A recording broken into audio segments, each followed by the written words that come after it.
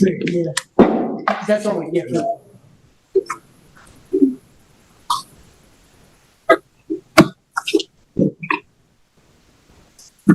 Very well, thank you. Good evening and welcome to the Town of East Hampton Planning Board meeting for October 23rd, 2024. We have on for tonight a public hearing, which will be the first matter on our agenda, followed by 3 matters on for site plan review, and then a couple of, we have 1 resolution and 1 board of review. So without any delay, Ed will read in the public hearing notice on the Montauk Shores condo sewage treatment plant site plan. Get comfortable, everybody. This is a long one. It's going to go on. Public hearing notice. Take notice that a public hearing will be held before the East Hampton Town Planning Board at Town Hall, 159 Panago Road, East Hampton, today, Wednesday, October 23rd, 2024 at 6:30 or as soon thereafter, as this matter may be heard, to consider the application of Montauk Shores condo sewage treatment plant site plan to construct an on-site sewage treatment plant, STP, that will process up to 47,000 gallons per day and will serve all of the residential units and the common facilities at the Montauk Shores condominium, a residential mobile home park containing approximately 196 units, a community recreation building, also called clubhouse, maintenance building, also called garage, office, 2 pools, and playing courts. The proposed project involves a 1,701 square foot treatment plant building, new driveway, generator, and concrete pad. New portions of force main will also be constructed to connect to existing sewers on site. The property contains 838,431 square feet, 19.14 acres, and is located on the south side of DeForest Road in Montauk, and is situate in a resort RS zoning district as shown on the official zoning map of the town of East Hampton, and is identified on the Suffolk County tax map as parcel 300-32.1-1-267.1.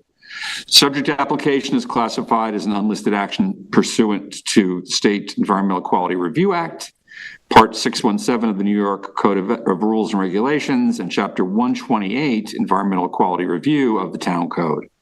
The master plan survey prepared by George Walbridge Surveyors PC, dated revised June 6th, 2023, and a landscape plan, L1, prepared by Bowler Engineering, dated revised August 12th, 2024. Proposed sanitary detail prepared by George Walbridge Surveyors PC, dated revised August 20th, 2024. Proposed sanitary access easement prepared by George Walbridge Surveyors PC, dated revised September 13th, 2024. A set of plans prepared by Bowler Engineering, dated revised August 12th, 2024, including cover sheet, general notes, overall site plan, partial site plans, phasing plan, force main plan and profile, site details 2, site details 3, and housing unit tables, STP floor plan, roof plan and details, section and details, elevations, structural notes, foundation plan and details, grading plan and details, hydraulic profile and flow schematic, mechanical floor plan, mechanical cross sections and details, mechanical cross section and details M4, mechanical details M5, electrical site plan, electrical riser diagram, electrical lighting plan and details, and photometric plan. These are all available for inspection at the planning board offices at 300 Panago Place, Suite 103 in East Hampton. The public hearing will be held live and in person by the planning board and will also be available electronically by video and teleconferencing, and will be televised on local TV, LTV channel 22, and available for live stream on the LTV website, www.ltveh.org. The public shall be permitted to appear in person, but may also provide comments on the matter being heard by calling 351-888-6331. Any person or party wishing to be heard with respect to the foregoing may do so in person or by agent or by attorney or by call-in to the live stream or by written comment addressed at the planning board at 300 Panago Place, Suite 103 in East Hampton. Comments may also be submitted to the planning board by email to planningboard@ehamptonny.gov All comments must be received by the planning board by the date and time of this public hearing. Dated September 25th, 2024, Samuel Kramer, Chairman. Thank you, Len. Nancy, do we have jurisdiction? Yes, we do. I've reviewed the affidavit of service and posting, and it appears that it was properly noticed and that you do have jurisdiction. Very good. Will we be hearing from the planning department on any background? No? Okay. The site plan's up. Okay, very well. Okay, sometimes we have that. The way this works is that anybody who's here in the room will be given the opportunity to speak. They'll have 3 minutes to speak. After everyone in the room has spoken, the phone line will go to LTV, see if there's anybody on the phone line who wishes to speak. They will be given 3 minutes each. And after the folks who in the room and then the folks on the phone have had one opportunity to speak, anybody who wants to continue their comments for another 3 minutes will have that opportunity. So with that, and then after all the all the members of the public speak, the applicant will, if they wish, have an opportunity to respond to those comments from the public. Those comments by the applicant are not limited to 3 minutes. Does anybody in the room wish to speak with respect to this application? Going once, twice, okay, 3 times. Matt, do we have anybody in queue on the public hearing? You have 0 calls on the line. Thank you. Okay, well, with all that, if there's nobody, well, it's the comment will be there were no speakers at the public hearing. Pardon me.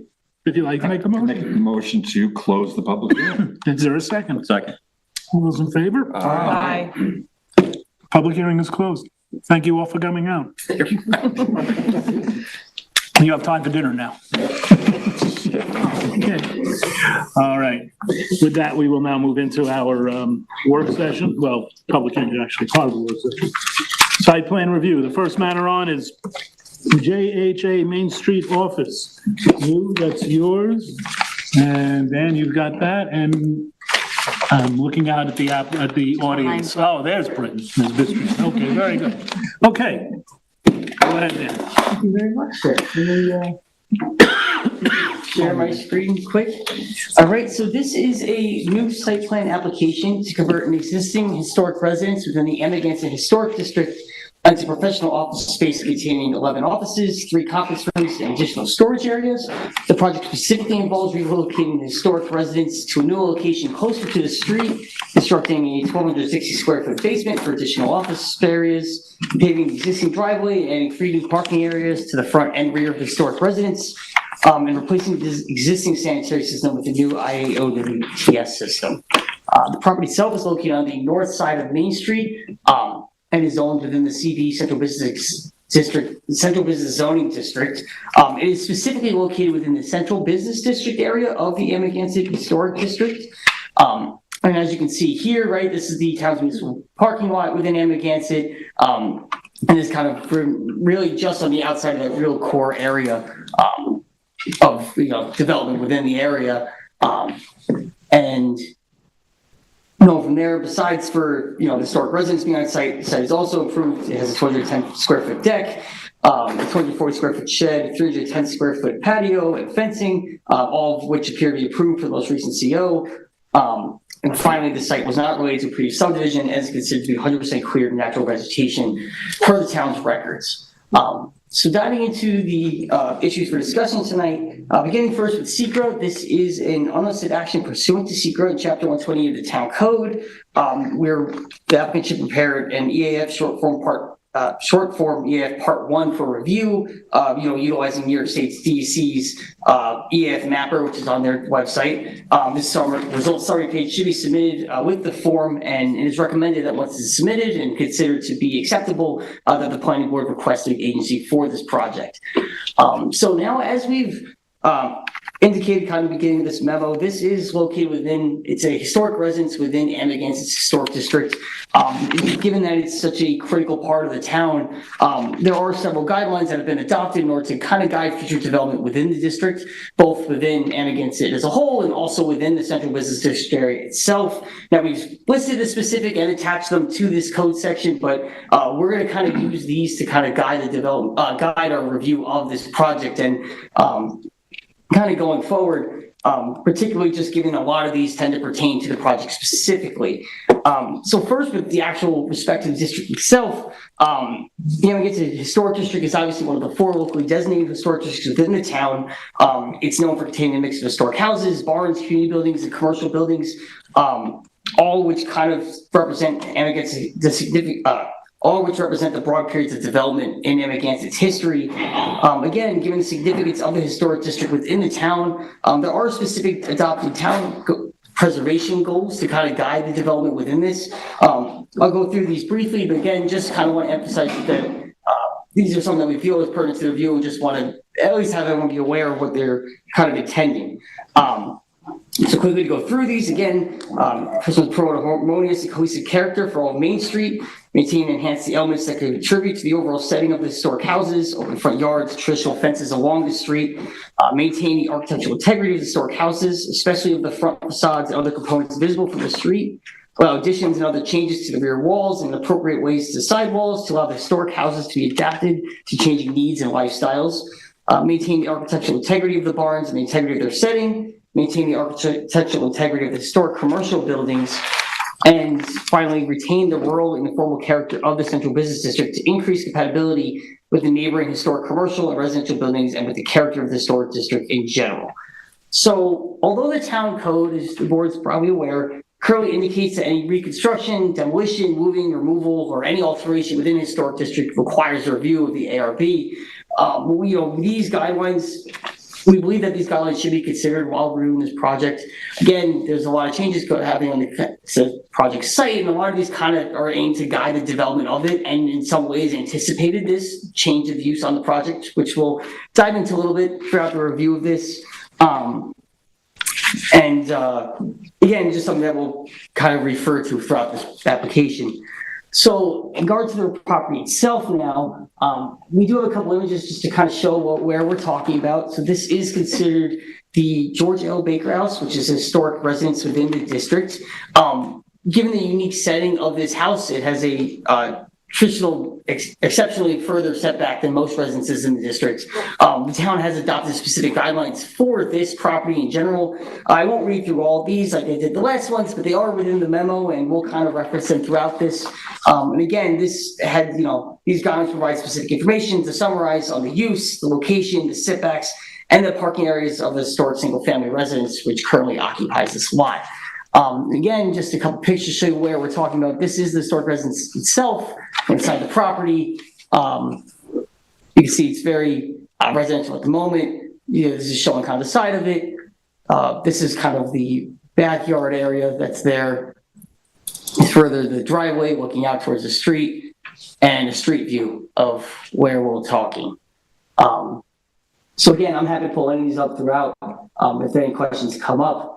But now finally diving into the site plan itself. So here is the current proposal. So taking these guidelines into consideration for this property, we had several comments regarding the proposed development that's kind of occurring here.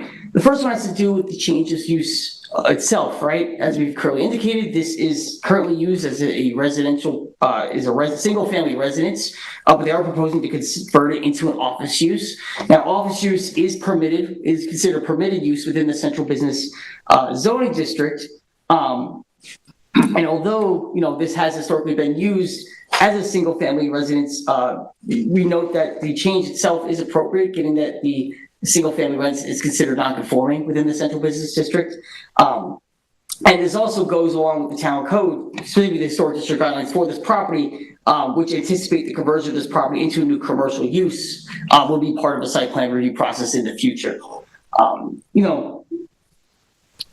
Additionally, on top of this, there are also specific guidelines within the central business district guidelines that are established, which kind of also refer to kind of the further development of this and that use being established. So in addition to besides the change of use itself, again, we indicated the applicant is proposing to relocate the historic residence from its current location, kind of in the middle of the lot here, to a new location closer to the street. Now, while the setback is proposed, which is about 42 feet from the front property yard, front property line, currently comply with those typically required within the zoning district, the historic residence is also subject to further guidelines from the town code, which designate that the setbacks proposed should comply with the setbacks of the other residences established around the same time period, which is between 1815 and 1875. So after, in order to kind of get an idea of this, we've pulled initially on to, estimate the setback. We pulled the property card records of those several residences construction between that time period, and it appears to us that this does, comply with this requirement. Those setbacks we saw had a range of 14.7 feet to 47.6 feet, and this happens to fall 42.3 feet, right in the middle of that. However, although this appears it complies, this is something that we recommend, the board, both the ARB and the planning board, may want to further analyze this issue, particularly by the mapping of the other historic structures in order to ensure both the historic setting of it and make sure that this proposed setback complies with this. It would be appropriate to ensure that the final location is optimized with respect to this guideline and that the ultimate placement supports the adequate number of your parking stalls, as indicated through the town code. This is an issue, though, given the guidelines specifically talk about the setting of the building and the character between the residence itself and the street and the front yard open setting of it, that we recommend, that the board may want to wish to seek comments from the ARB from as well before giving a final determination on this. And there's several standards which we placed in the memo that kind of discuss relocation within the district, that both the ARB and the board may want to take into consideration. So finally, the next major comment with respect to these guidelines has to do with the parking at the site. So based on the current survey, which is in front of us now, there are 15 parking spaces have been provided as part of this most recent application. 13 of these are standard spaces, and 2 of them are ADA compliant spaces. Now, with respect to the parking areas and the number of spaces, there's 2 major comments we have with this. The first has to do with the specific number of spaces, and the second has to do with the location of them. So starting with the number of spaces, based on the current town code, and the current use as an office, our department has estimated that their project site would typically require 21 spaces to be provided. This is based on the total square footage of each story of the office building, excluding the area that's currently used as an attic, which is storage. However, as you can see on the plan, only 15 spaces have been provided as part of this application. Although this would something that would typically require variance from the zoning board of appeals, it is noted that pursuant to specific town code, the planning board does have the authority to waive all or portion of parking requirements for any property located within a town designated historic district, as long as several guidelines are met. Now, primarily, this includes the lot proposed for an alternative use required site plan or special permit approval is suitable for such alternative use and or development. Proposed use of the property is consistent with preserving the historical attributes of the site. The existing on-site and or nearby on-street municipal parking can accommodate the projected demand from the proposed use, and the provisions of some or all of the required off-street parking on the parcel would have a detrimental impact on the historical attributes of the subject property, including its context, setting, and historical value. So taking these into consideration, the applicant had provided a narrative which explains that the proposed site will be an office for 12 employees, and that based on their historic operations, they recommend that 15 spaces is adequate for their employees and guests expected at this property. Now, again, something that we want to do with this is we requested the applicant confirm if 12 employees is the maximum number planned for the site overall, and provide additional details on the nature and frequency of the site visitors and the current use with respect to these requirements. We also recommend that the parking should be maximized in the rear lot, which is something we're going to further discuss below. Going forward, and that with this objective met, the site would be a candidate for parking waiver. Now, We have specific reasons for this. I'll go through those now, but again, this is just, again, the idea of with the historic preservation code in mind and the current development of the site. So again, as we've indicated, the proposed use is appropriate for the zoning of the site. It is something that's going from a non-conforming use to a use that is permitted within the district. The proposed site plan is configured in a manner that is seeking to preserve the historical structure and the open space in the front yard. Existing parking could accommodate proposed staffing, and public parking is available both on the street and within the municipal parking lot located to the west of the site, which could potentially help with those requirements. And then once parking is maximized in the rear, and this is balanced with the front yard setback, provision of additional parking spaces to be difficult. That additional impacts the historic nature of the location of the residents.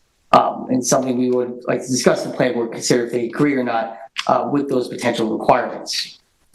So going from there, the second major aspect we have this is actually the location of those parking areas. So as you can see, based on the site plan, a majority of the parking has been located in the rear of the residence.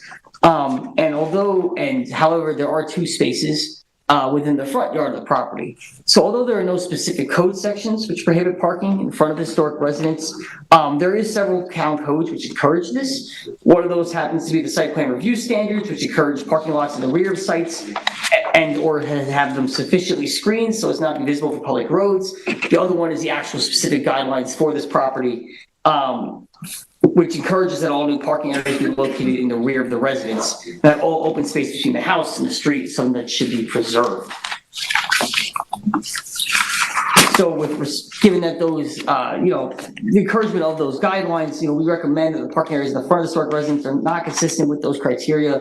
And that the plan should be revised to incorporate as much parking as possible in the rear of the residence to avoid potential disturbance, again, to the historic setting and character of this site. For example, when considering whether to add additional parking in the rear, there's something else we did notice too, is that there are several structures that kind of exist in the back here. There's a shed and there's planters, which weren't really described as whether or not those are intended to be used as part of this process. That's something that the applicant may want to consider removing or potentially discuss removing if not to be used to provide more parking in the rear. So obviously there's a lot there, but just to kind of summarize this, this is an application that's going to require extensive review from the ARB, and we recommend that, given a lot of the pertinence of the overlap between the jurisdictions, the code here, and then the significance of this property, that the board kind of consider to refer the application to ARB for comments as soon as possible to allow their input to inform the final configuration of the site plan. Again, and just to emphasize, we recommend the planning board should carefully consider the placement of the structure on the site. The planning department recommends that ARB input on the important aspects of the site should be sought.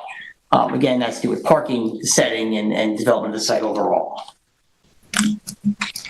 So going from there, we do have a couple other comments for some smaller details for this application, and I'll try to go through these a little more briefly, just to get, but just so the board is aware of them. The first has to do with the actual building facade and the development of the site itself. So the applicants have given us extensive information with respect to the current layout of the site, some of the materials that they're proposing to use on the exterior of the building. Again, this is something that is going to be very heavily reviewed and, by the ARB as part of their process for this. However, just something to have the applicants aware, we still think it's important that the planning board understand the nature of the site and the consistency between these materials, between what's proposed and what's currently there. The problem in the notes we noticed is that there just doesn't seem a lot of information provided on what's the existing infrastructure, the conditions of it, the actual materials, and how those relate to what's proposed. So that's something that we're asking should be provided as part of the application. And again, this is something that the ARB would also further request and require as part of their review. And with that, we recommend that we have a couple guidelines that are indicated in the memo that we recommend that at least the applicant should take consideration while reviewing those plans. Besides for those, we also noticed that, again, it seems that there might be some changes to the windows and doors as part of this application, especially to the side and rear facades. So as part of this process, we recommend that a window and door schedule indicating the size, design, and detail of these should be submitted. Again, it's something that should be extensively reviewed by the ARB. Going from there, we did have one more comment with respect to kind of the parking areas, but not about the number of spaces, more about the design of what's here presented. So, getting first, based on our review of the site plan, we had several comments with respect to the potential internal navigation development of these parking areas. Although this might be subject to change, we still want to provide these comments just as guidance for further review. So as you can see, the site plan currently indicate hold on, it'd be long with the site plan, but the site plan itself does currently indicate the size of the parking stalls, which is appropriate. They're 8 feet by 10 feet by 18 feet, 10 feet wide by 18 feet in depth, which does appear to comply with the town code. While these have been provided, it does appear that other site details, such as dimensions, drive aisles, the driveways, or the turn areas, does not appear evident throughout the submission. This is something that we're asking the applicant to revise their plans and just ensure they comply with the current requirements of the town code. This is something that's also going to be reviewed by the town engineer, also the fire marshal's office upon all formal submission, but again, potentially maybe subject to change depending on the further review of this application. The second major comment we have with this has to do with the actual driveway itself. So, with respect to the area proposed, we estimate that the proposed driveway has a width of approximately 10 feet, whereas the specific town code requires that a minimum of 20 feet to be provided for non-residential properties, or specifically residential properties within the town. So something that we're asking just to be sure is that they can review their plans and ensure that they can comply with the minimum requirements set forth in the town code. It's something that should also be discussed with the fire marshal with respect to fire protection purposes and other safety purposes. As you note that some potentially use of this site and accessing this parking lot, two-way traffic might be difficult with a width of 10 feet being provided. It may not be possible, and the situation itself, potential vehicles coming in and out, might not be ideal. The other concern we had was that enlarging the driveway to meet the requirements may force the building itself, which currently complies with setbacks, to be non-compliant with setbacks and therefore require variance. So therefore, our concerns, it seems that there does seem to be a potential that variance could be required for either relocating the building for setbacks or the width of the drive aisle there. And this is something that we just request, the applicant should consider that this input and also that of the fire marshals to determine if an alternative driveway plan can be provided. In addition to this, there's also other comments from the fire marshals indicating that the rear access to the building, specifically actually the entryway to the door, was not ADA compliant, and it's something that would have to be revised. However, the actual placement of the parking spaces we found to be appropriate, given that most people will be parking and access will be from that rear portion. Finally, there was a few questions about the water supply and drainage. So water service lines are connected to Montauk Highway are shown on the plan. It's something that's going to require Suffolk County Water Authority approval for these changes to the service, for changes in the water connection, if that's applicable to the site. Just jumping ahead here, we also had comments with the stormwater drainage. There is a site plan showing the proposed drainage structures and their specifications. This is something that is going to be reviewed by the town consultant engineer further down the road. In terms of the sanitary systems, as we indicated previously, the applicant is proposing a hydroaction IA OWTS system, and based on the parcel, the location of the site, the allowable sanitary flow is 254.4 gallons per day, based on the size of the location and within the groundwater management zone 4. Apologies. So based on this use as a non-medical office space, the proposed flow is under the allowable flow, which is appropriate.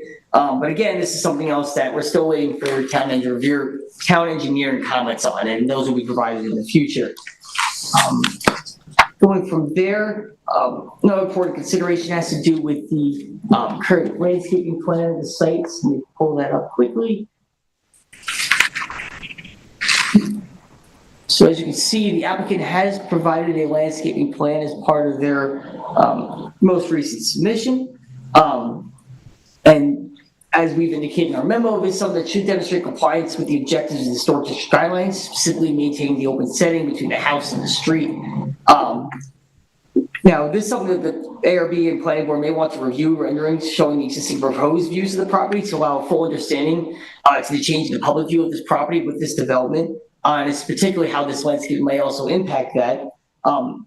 Detailed review of the landscape plan, however, was not conducted due to potential changes in the site layout. Also, we seem to indicate that there was a lack of a couple areas, couple of town code requirements that should have been submitted on this plan that weren't there, that we're asking the applicant to submit on future review of this application. From there, going on to lighting, the applicant has submitted a proposed lighting plan as part of the application, including locations, the quantities, and ISO foot candle measurements for the proposed exterior lighting throughout the property. So we've reviewed this and we found it to be pretty consistent with the town code. The only consideration we wanted to bring forth to the applicants is that this is something that is going to have to be reviewed by the ARB, including the design, the location, the lighting, and we indicated following specific standards within the memo that the ARB is going to have to take consideration as well for exterior lighting within the historic, on historic residence within the central business district. So finally, the applicant, we're requesting the applicant refer to the necessary elements of the site plan to confirm that all necessary elements have been complied with as part of the submission. So we've kind of, although indicated there's two specific ones that we wanted to highlight here. The first, again, with respect to the driveways and parking area, it didn't appear that information regarding the drive aisles, driveways, and turn areas was not provided throughout the submission. And this is something that should be compliant with town code requirements and should be shown on the survey and site plans. Once this information is received again, it will be reviewed by a town consultant engineer and the fire marshal's office. The other has to do again with the building elevations. As we've said, extensive information has been provided regarding the proposed development and materials of the site.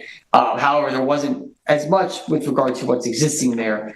And there's something that should be clarified. Additionally, we requested additional information on the site plan.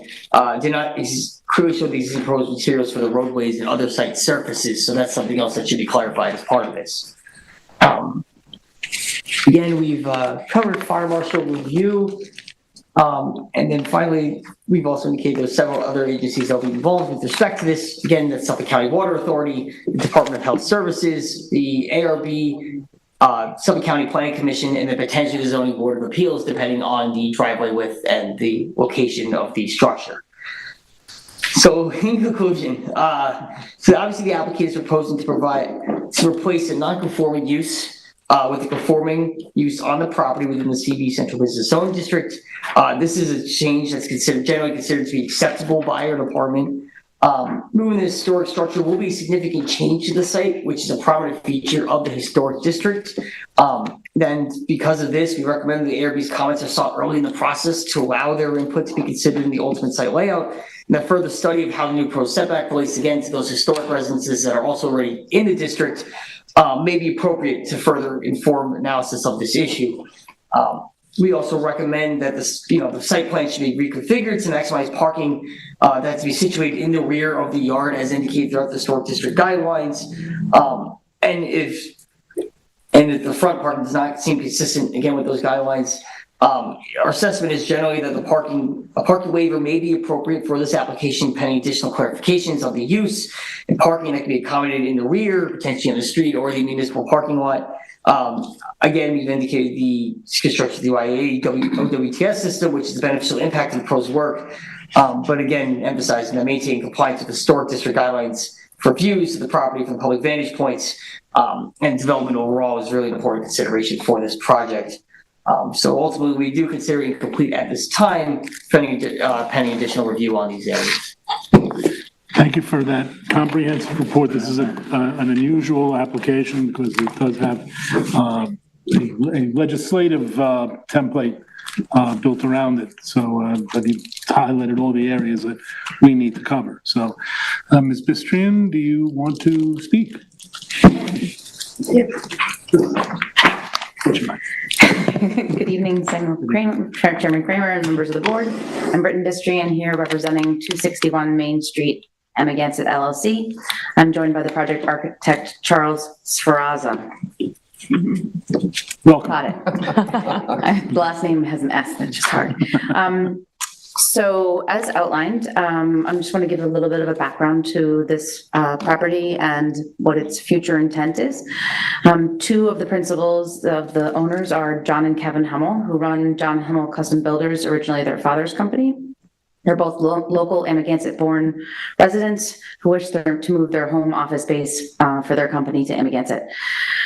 As I'm sure most of you are aware, John Hummel and Associates has been a vital presence in the East End neighborhoods for decades, enhancing landscapes and homes that define this special community. They've played significant roles in preserving local historic landmarks, such as the Hook Mill, the Thomas Moran House, the Dominy Houses, and the Albee Foundation.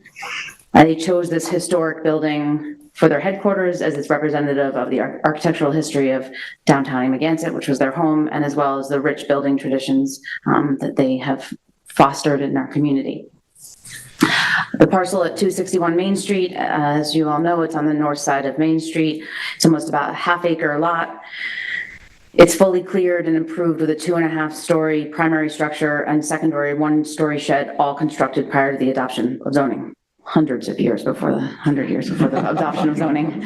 Known as the George L. Baker House, built in 1853. It's a contributing element to the Amagansett Historic District.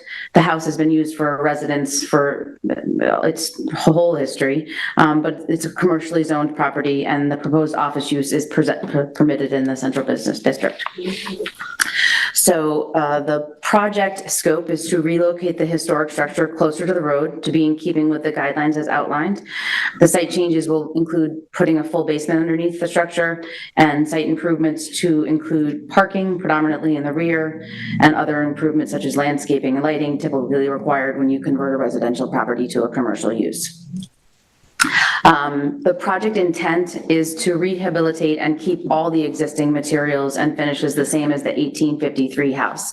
The only change to that is at some point in its history, if you notice the front facade, the shingles were painted white. That wasn't the historic appearance. So our intent is to restore the whole house to a natural sheet or shingle. There was some discussion on the finishes. All the finishes are to remain the same. As much as we can purchase a window that looks similar to these windows, the intent is to keep all the trim, all the profiles, the porch, everything exactly the same. And Charles very painstakingly has documented that, and we do have that noted on the elevations. I would like to just note that the planning board review was very thorough and impressive, and we appreciate the time and energy that was put into those comments and the investment that went into that. The two most significant, well, first of all, let me say, the ARB is a really critical piece here, and oftentimes in planning board applications, we usually go to the ARB a little bit later in the process. I would like to propose that we probably go to the ARB next and then come back to you, because I think that their commentary is really going to be critical as the relationship between the house and the street, the parking. I don't imagine that they're going to have any problem with keeping all the finishes the same, but I'd like to at least get that feedback and come back to you with that, because I think it's important. The two most significant design elements that I think we should discuss is the driveway width is the first one. So as you can see from this, it is a probably carriage width driveway. It's 10 feet, but it's a very narrow lot. And so on the western side, we kept the relationship, although we're moving the house forward, we kept the relationship between the west and eastern property line the same, to keep the house in the same setting, just moving it from the north to the south. We have about 10 feet on the western side. I don't necessarily think that maybe we could move it slightly over. I'm sort of a believer that we should keep the house in its current setting. So that driveway width becomes an issue. I did meet with Dave Brown, and discuss the logistics of firefighting on this parcel. I'm an Amagansett firefighter, so I sort of, had a very candid conversation with him. And I said, we both agreed that if there was a fire event on this site, we would never, in the future site, you'd never go down the driveway. You would stay, because you can't get out. There's nowhere to go once you get to the other side of the building, and with a very limited turnaround and a very narrow site with residents on the other side. So he looked up the applicable fire code provision that states that fire apparatus access needs to be within 150 feet of all portions of the building. At our proposed 40-foot setback, our building very easily complies with that regulation. That's a state fire code regulation that says that you don't need to provide fire access to a commercial building as long as you can get within 150 feet of every single perimeter. So I do think that that addresses the driveway width code. I would defer to council, but I believe a state code law about fire access apparatus in the driveway width would trump the town code. Maybe we could get an interpretation on that. The other design issue that was raised was raised by the fire marshal was the handicapped access that says there's 3 doors to this building, 3 exterior doors on the first floor. It says that 60% of those need to be handicapped accessible, which is 2 out of 3.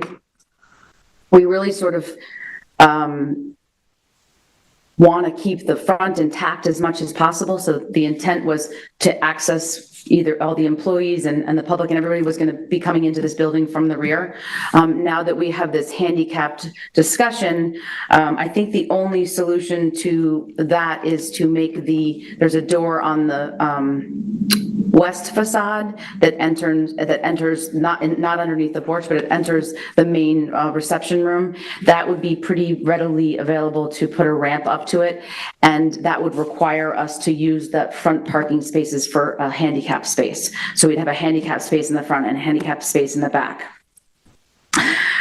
I know that there was discussion that there wasn't going to be a space, but because of the width of the property, we don't want to make the driveway less than 10 feet. We have to, if we had to provide a handicap access in the front, we'd have to provide handicap access to a parking space, which isn't going to work. We can't put them you can't put a handicap ramp in the driveway. So the only real solution here that we could come up with, unless someone could think of something else, but this is what we landed on, was that the front space would be handicapped accessible, the back space would be handicapped accessible, and those 2 entrances would be handicapped ramps. There's not a huge amount of options with the narrow width. As discussed, we are requesting that 6 spaces be waived. That's within the board's jurisdiction in the Amagansett Historic District. This is a company that has been in existence for a long time. They operate this same office right now in East Hampton. They're very comfortable with the number of employees they have. They wouldn't be able to put any more employees here. It's not a service commercial use. It is an office, accounting, logistics, and an occasional client meeting. The waiver has sort of 2 compelling reasons. One is that the 21 parking spaces far exceeds the number of spaces that is required for their office. And it's primarily an 8 to 4 Monday through Friday office use with 12 employees. 15 spaces allow for those 12, as well as some surplus. We also have to remember that all along Montauk Highway here, you can park immediately in front. It is 1 block from the municipal parking lot, which was just exorbitantly expanded. It has the Amagansett School across the street that has a parking lot. There's ample street parking here. If for some reason that 15 spaces was exceeded on a rare occasion. We did look at suggesting putting additional spaces in the back. And when we looked at that, we need the shed for storage use. So we're not considering taking that down. And we also liked the other, sort of garden planter areas. If we added a space in the back, we would lose the turnaround ability. And because of the length of the driveway, the distance from Main Street, that you don't want to be backing down this driveway and backing onto Main Street, we really think that turnaround is critical. As for the other minor comments, we'll submit a door and window schedule. That's not something we usually submit to the planning board, but I understand in this circumstance, but the intent is to match the doors and windows that exist. We will add the dimensions on the site plan. They all comply to, turnaround and parking space width and depth. We'll update the landscape plan. I would like to get comments from this board and also the ARB. We'd sort of like to eliminate the hedge. Our preference would be to eliminate the hedge and have this be more visible from Main Street. The proposal, the landscape plan that you showed did have a hedge there. There is a hedge there existing. But that sort of open setting, rural agrarian look might be something that's nice here, especially if we're, beautifully restoring the structure and moving it closer to the public eye. We'll add the Latin names and the species. I think that hits on most of the changes that were outlined, and I'm happy to answer any questions the board has. Great, thanks very much. Yeah, I agree with Britton. This is mostly a ARB purview. So I'm gonna, I may slip into their authority and responsibility, but I think the main issue that I have has to do with parking, and not parking as the prime ingredient, but how we get to having that as an element that's of concern to me. And what I mean by that is that the applicant has chosen this particular property, and, that's his right and his prerogative, and I have no right to interfere in what he wants to do. But where I do have a responsibility is because he's chosen this particular property for his business, he has to make certain modifications to the property that I think at least warrants some examination as to whether or not this is going to cause diminishment of the historic aesthetic value of that property. And I think it may, so that's my concern. He's increasing the square footage by putting in a basement by 43%. That's significant. He's putting a paved parking lot in the back, moving the house forward. I was surprised when I looked at the property. I thought it would be further back, but it's closer to the front than I thought it was when I looked at the plans. And it's actually in the same place as the house to the east of it. They have the same distance to the street as both of them do. So I know that Dan and the planning department did a little bit of research as to what the average setback is in the front, and they found 5 other homes, but I'd like to know more about that and see if that really fits into what the average front setback is. Also, I'd like to know more, I know that what you're saying with regard to the office use and the employees, it's not a service business. There isn't going to be many clients. You only have 12 employees, but, that's this particular business. Who knows if he's going to sell the property? It's going to have about 4,000 square foot of office space. So someone else might want to use it more intensely than this particular owner has decided to use it. Those are mainly my comments. I know there's a lot to this application that I'm curious to see how the ARB, and I know it's really their responsibility, the whole aesthetic of it, the look, what they're going to do to the facade of the house and so forth, and the landscaping, lighting, and all that. But so those are my comments. Parking is part of our concern. Yeah, that's why I brought that up. How do you feel about the parking in the front? Oh, yeah, thank you for bringing that up. That's definitely a no-go. I had it in my notes here.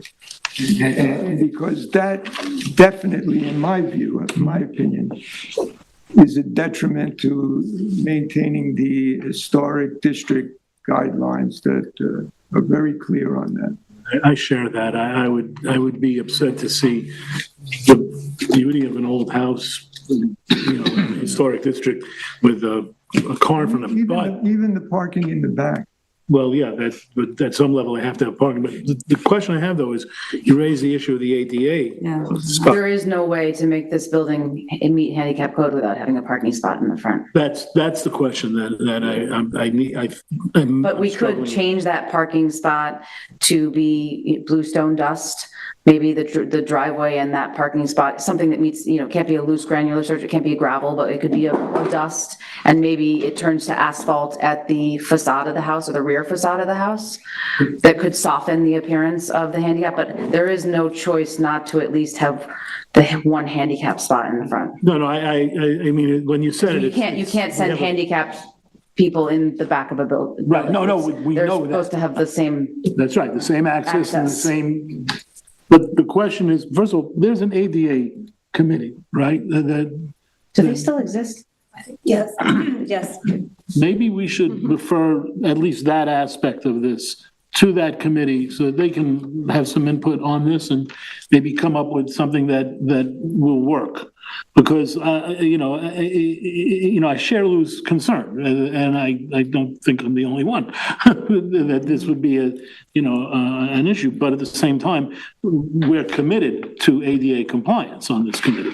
So, I would be happy You to had share with them, two, but so you had two. I would like to revise the plan to show to, I don't want to send them something that doesn't meet code. The fire marshal pointed out that we need to provide two, so I'd be happy to revise it and show those two accesses with the one spot, and then send it to them. that's fine. No, I'm not saying, set it up so that they can have something to deal with, but I do think that this should be referred to them for their consideration. Also, the driveway, could you bring up the photo again? I'm Can I sorry. just go back to that Oh, though? I'm So sorry. right now you have two spots in the front, so you would just reduce that to the one ADA at this point? That's what it But it says, ends up being almost like two spots because it has that, access. the That's the access. access, right, but. So yes, but it's one not gonna get car. much, all I was saying is it's not gonna get much smaller.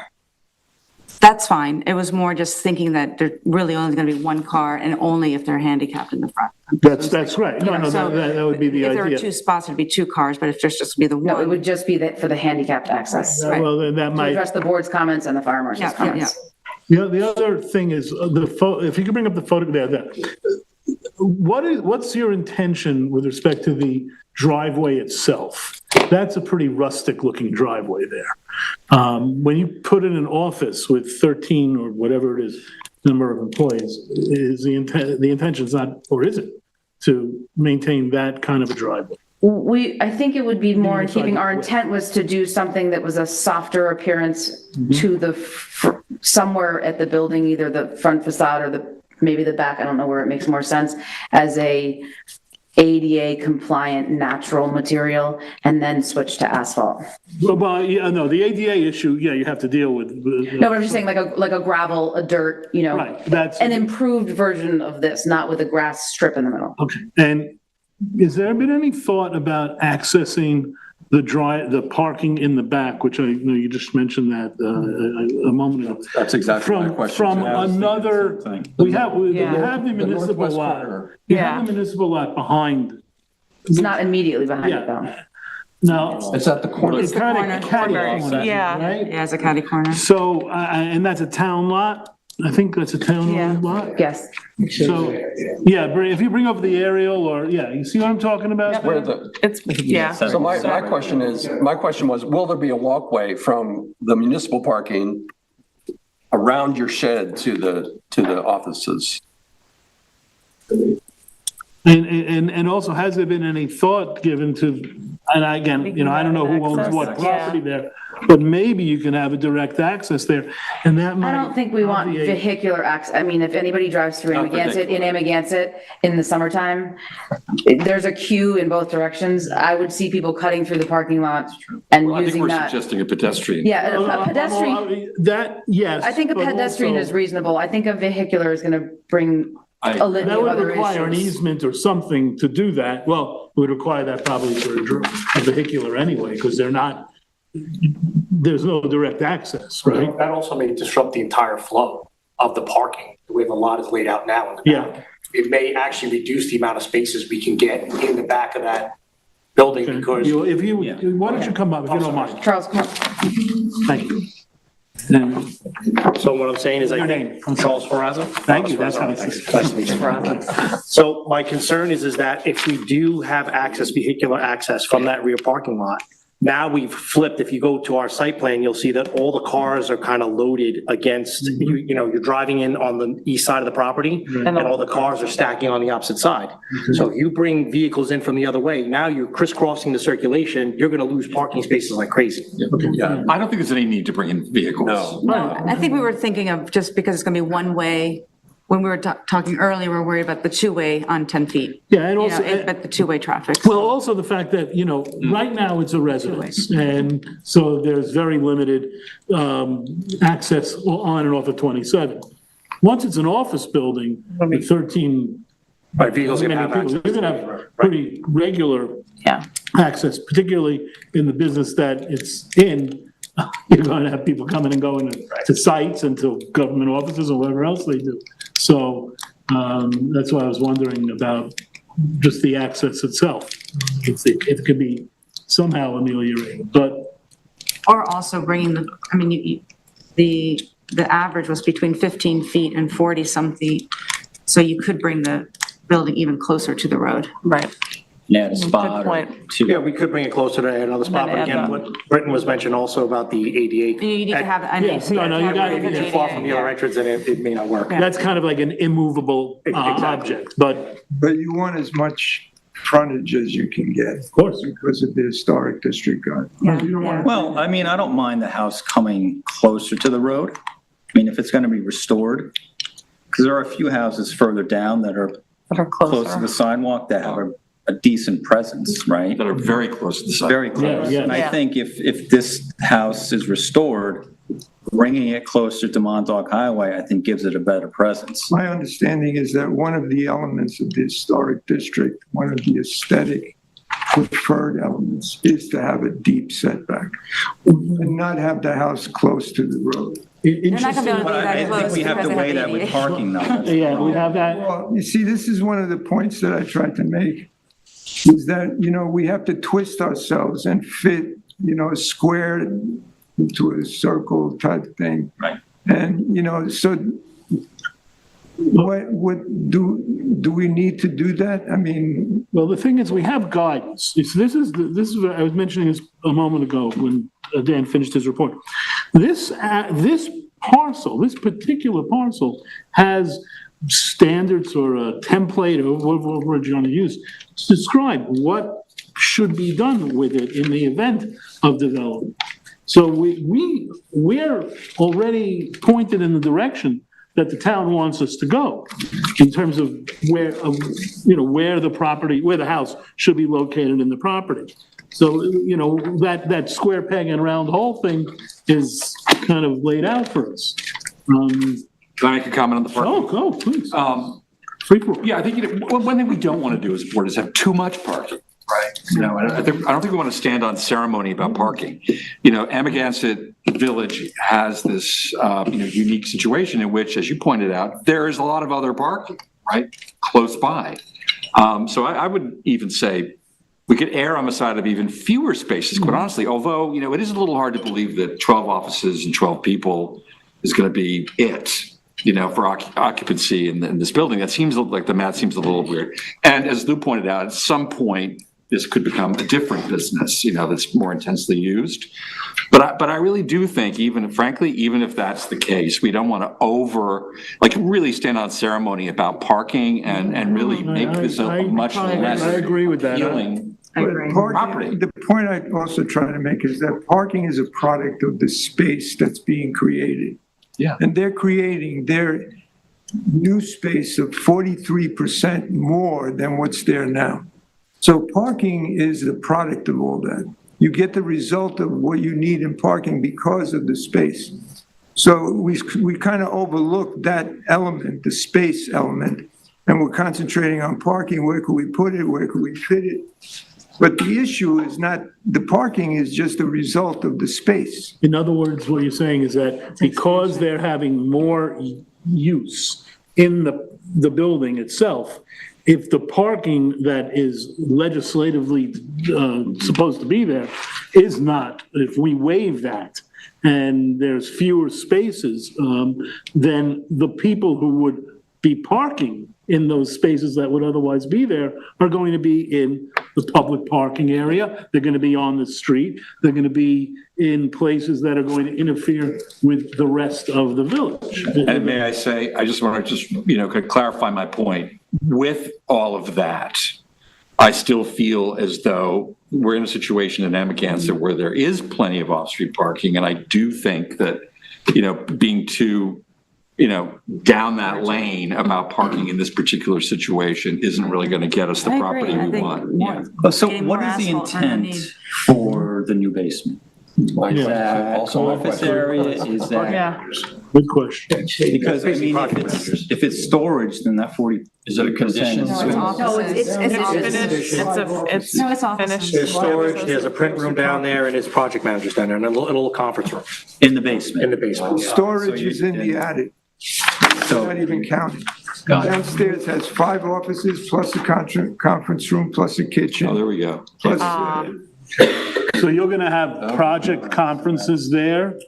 Like when the company's building in its current owner or planned owner, it's going to be construction meetings and things like that? Inter-office, there's 5 project managers there, so I'm assuming that they would meet in the conference room to talk about their various projects as they're Okay, proceeding. because what I'm Most thinking, construction meetings are on a job site. okay, that's what I'm wondering about. It's like, would you be You don't having want to, you don't want to meetings? look at things This on is boards, and you can inter-office, look at it most in likely reality. inter-office. Well, you're not going to have all the subs coming in. No. And, let's sit and talk in their office. No. Because that would be even more. This is management, accounting, Right, okay. administrative, That's the intention. reception. Correct. You might want to Uses. put that into a narrative. That might be a good thing to have an understanding, because, again, I'm just thinking in terms of what's going to generate traffic, what's going to generate parking on the street, parking in the lot. And, the goal is to minimize, or as much as possible, the number of spaces that you're going to require in back. Let's have a realistic picture of how many times though that back parking lot's going to be filled up, how frequently, so that we can make an informed decision. Because what Lou and Ed are saying, they're both right.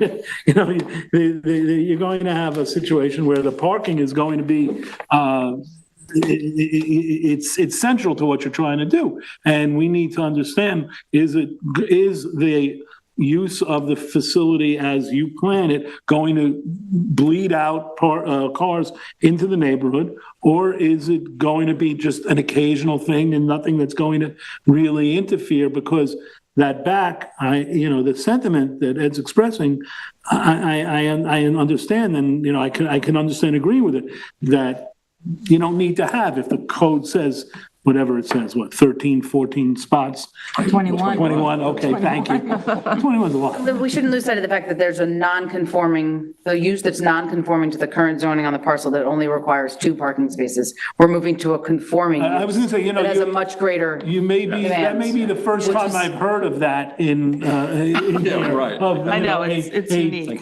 Giving up a non-conforming, you should get an award for that. I love awards. Can I get a medal? No, usually what we hear is, well, it's pre-existing non-conforming, we can do anything we want. And, that's not quite. So this is different from that. So I took too Yeah, much. I think the ARB is going to be key to all those things we're talking about right now. Yes, definitely. Yeah. So what I propose to do is make the changes specifically relating to the handicapped access. And make a formal submission to the ARB and not have it be a referral from you, if that's okay. Make an actual full package application to the ARB. Yeah. And then see where that leads us. And we'll also do the disability committee. Yeah, I think that, I don't know if Does anybody that else have to here be from agrees with me on should the that. board refer to them? I think that's, Or should I do that directly? I'll speak to their council, let them know what's going on. So we'll make sure And that, do you like the walkway idea going? I think the walkway to the public parking, I think that gives you a rationale for the waiver. Yeah, as long as you can have a gate. If you If you can have a say- gate there that's locked, We heard them ask for a waiver, it's in a historic district, but in exchange for that, they provided a accessible sidewalk to a public municipal lot that has 386 parking spaces. Asphalt, too. In the height of summer, it's rarely filled. I've never, I mean, even with now 6 very popular restaurants on Main Street. Right. And this isn't, you know, not that it can't change in the future, but this is a 9 to 5, Monday through Friday office use predominantly. And if just something else that you should get some comfort level for, if it ever did want to become another conforming central business use, a restaurant, a retail store, it would have to come back here for a change of use and a change of parking component. So you're really Definitely looking, would have a change of parking issue. you're looking at this office use or a office I use. think you probably, I think ultimately, I mean, if there were a change in ownership, then it would strike me more likely to become more offices, you know, whatever type it would be, law offices, for example. Thank you very much. Thank you. All right, thanks. Shall we do the questions? Oh, yeah. Yeah, go ahead. Yeah, we did forget to list a question for the driveway in there. We forgot to list a question here for the driveway part of it. So that's what we just wanted to make sure that it's still, like whether or not alternate ranges ought to be considered We or. may, why don't we, as we go through it, scratch and add? Just remember to bring up the driveway, because I don't think we talked about There's it. nothing in here on? Well, I mean, we talked about the fire marshal, which the applicant addressed, and that does make sense. Like if the fire marshal's okay with respect to emergency access, that takes that off the table, but there's still navigation, Right. right? And can 2 cars fit and and I don't think they can with a 10-foot. So we did want a little more thought to go into how that gets addressed. Okay, so, well, maybe But we. there's no question. We forgot the question. That's why. Yeah, so That's you why want to add one? Yeah, please do at the end. Like, Okay, would well, the board like I'll- to see additional driveway options? Call on you at that. I just want to make one point that keeping the historic structure and its historic width, and unless we buy the property next door, there is no way that we could get a 2-lane road. There's no, the dimension runs out. Well, let me ask you this, shy of buying the property next door, is there any thought been given to maybe talking to the people next door and seeing if there can't be an accommodation? Usually when you have a residential neighbor next to a commercial business, they're not going to want to give an easement to, I mean, I'm just, No, I get an you. easement to a commercial use to use it for their driveway. Listen, I mean, that I'm would be a just, massive devaluation on a residential property. Yeah, no. And I don't even know if you can actually use a residential property for a commercial driveway, even for the purpose of even the for the purposes of driveway. of an easement. So, I mean, if you think of anything that we have not exhausted, please. No, let's do that. Well, it sounds kind of like most people will be arriving at the same time and leaving at the same time with the That would exception. be- You know, they're all coming to work at the same time kind of thing. The only thing, because Britton's right, you can't shrink the building. Obviously, you're not changing the building and the lot is narrow. You would have to move east. And then it would violate the principal building setback, Right, which is yeah. also not ideal. But I think warrants consideration, again, just because you have a one-way driveway and it's something you've never done. And either one of those, we think may require variance. I'm not sure that the planning board can waive any of the standards that we're talking about. Oh, for driveway, for access on the driveway, you mean? Because that's a specific code provision that says Yeah, 20 feet, we can which waive the won't fit. number of spaces. You have that authority. Right. And you can't waive for principal building, you can waive for accessory, but you can't waive for principal. So I don't think there's an ideal solution. We didn't say, here, do this, because it's obviously a tricky issue. And we don't want a significant amount of pavement in the front facade either, No, well, that's why I asked the question Yeah. about what they plan to Exactly. use. So, I think we just would like to see if the applicant had ideas or thought, to improve the situation and go from there. Does the planning board agree to the change in use is appropriate? Yes. Does the planning board wish to review additional mapping to compare setbacks of comparable historic structures in the historic district? Yeah. Yeah, that's a good idea. Yeah, give us a sense. Does the planning board wish to seek ARB comments regarding the proposed project, including relocation of the building and the site arrangement? I think the answer on that is, the planning board have any objection, or is it okay with the planning board that the applicant put an application directly into the ARB? How does planning feel about that? So yes, typically they will not allow an application on until the planning board has deemed it complete. Okay. In this case, because we're recommending that they do, I'm confident we can talk to the board chair and allow them to be seen. And I think it's great if they submit a full application, because that way the board gets all the information they need early.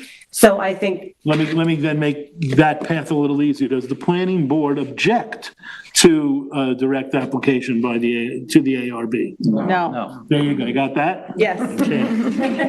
Thank you. Very good. Does the planning board agree the parking should be maximized in the rear lot and not within the front yard? Generally, yes. Generally, yes. With the ADA, the understanding that there's an ADA issue. Does the planning board require additional information on the maximum number of employees using the site and visitors to review the parking requirements? That's the narrative you're talking about. That's part of the narrative. I would say yes. Everybody? Yes. Does the planning board agree that the applicants could be, could be considered for a parking waiver pending additional information requested? Yes. Yes. Does the planning board require additional information about building facade changes? I think that'll come. Yeah, so as long as it's also on the ARB, with the understanding that they're gonna chime in. Right, yes, they'll drive it. Does the planning board wish to see renderings of the site to compare existing and proposed conditions? Yes. Does the planning board require the landscape plan to be updated with required information? Yes, eventually. Should the applicant provide the information required to comply with 255-6-15 necessary elements of site plan? Yes. Should the fire marshal's comments be addressed? Yes. You had one more question you wanted us to do. I guess I would say, would the planning board like the applicant to consider ways to improve the driveway access? Even though that seems impossible. No. It's noted, We'll but. get there. Just the open question. We all agree? Yes. Maybe without regard to its possibility or impact. Be like, oh, Everything's possible in the plan. anything's possible. There you go. You got everything? Yes, thank you. We're good. Ms. Bistrian, are we good? Good. Thank you very much. Thanks for coming out. Okay, on to the next thing. Site plan review for site plan special permit evaluation for the Surf Club 4-phase. And look at my cheat sheet. Whose is that? Oh, there you go, okay. And who's got that? Is that Lori? Lori, thank you, Ms. Wiltshire. Okay. Okay, Chris. Hotels, that's all very beautiful. Good to go? Good to go. All right, good evening, Chris Becker from the Planning Department. Today we'll be going over the Surf Club 4-phase site plan evaluation. This is the initial application for this site plan, and it's located at 20 Surfside Avenue in Montauk. The property is highlighted here near downtown.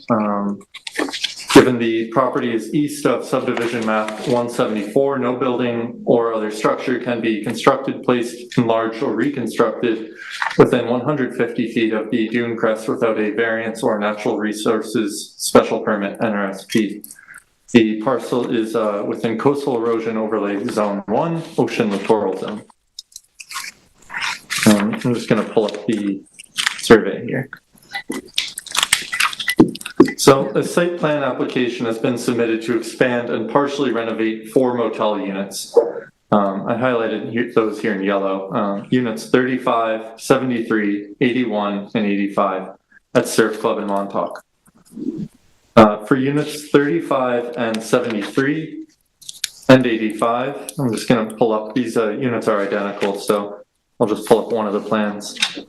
The project proposes enclosing existing patios off the bedrooms to build a new bathroom and extend the existing bedrooms. Unit 5 also proposes a new closet, and no changes are proposed to the second story of these units, given the project area is within the portion of the building with only 1 story. Also proposed are new skylights above the project area mentioned. And then for unit 81, which is a separate layout. Sorry.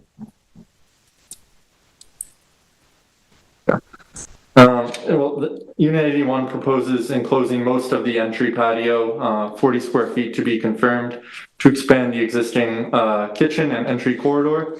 And the proposal also includes finishing 22 square feet of floor area on the second story in the expansion area.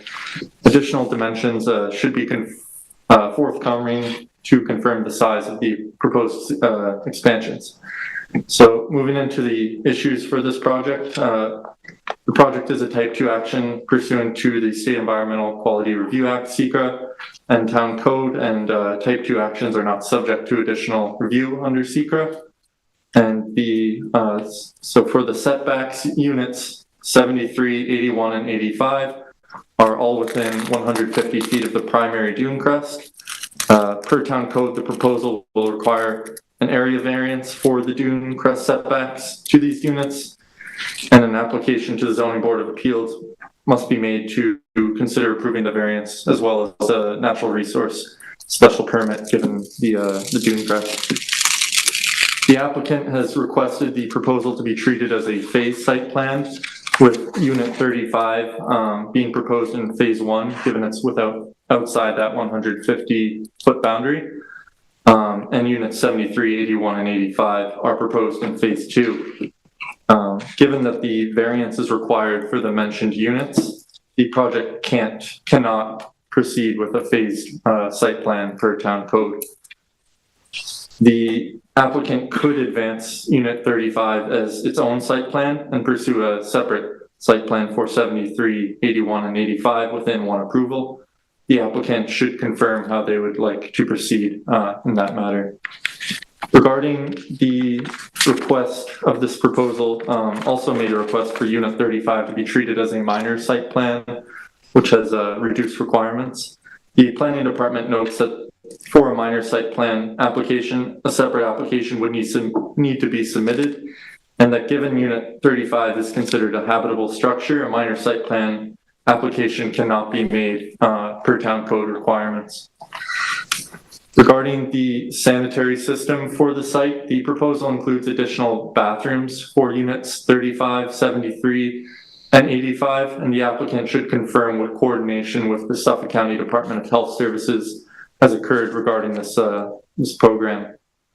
Moving on to the fire marshal comments, the Office of Fire Prevention reviewed the applicant's submission, and the findings show that the submitted plans are deficient, given that emergency escape rescue openings from bedrooms are eliminated by the project, and the application must be revised to show emergency escapes that are compliant with New York State Uniform Fire Prevention and Building Code.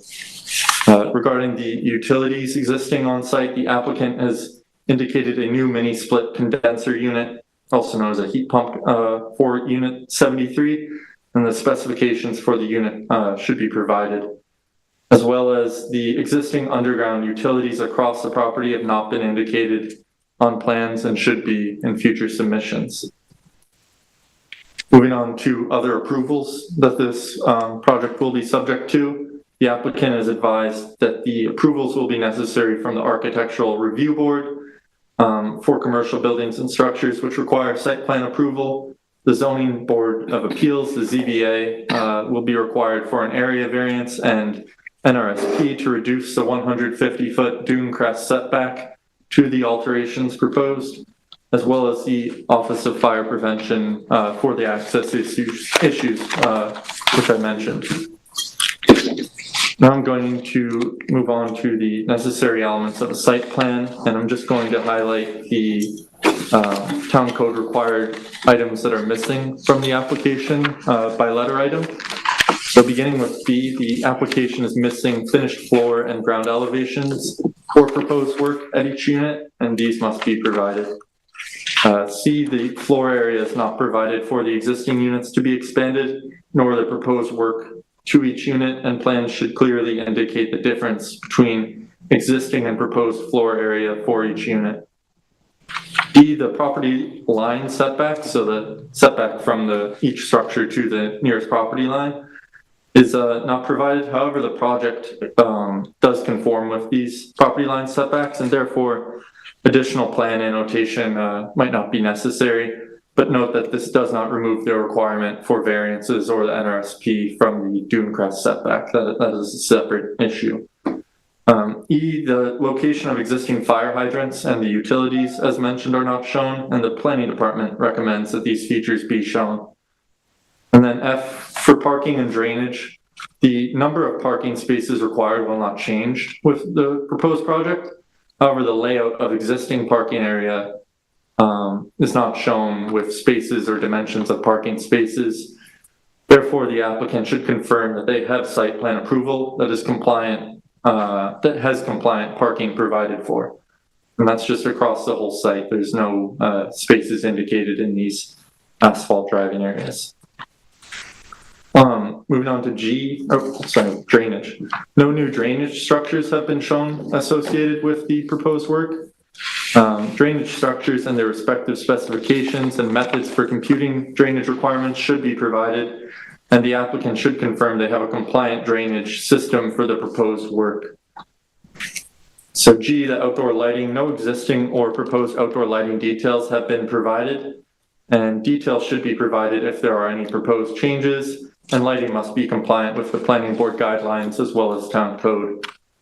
I, the existing sanitary system is not clearly shown. However, there are features on the plans that could be sanitary system and drainage related. The sanitary system requirements for the proposed action should be determined with the Suffolk County Department of Health Services, and the applicant should confirm they have a compliant system and its location.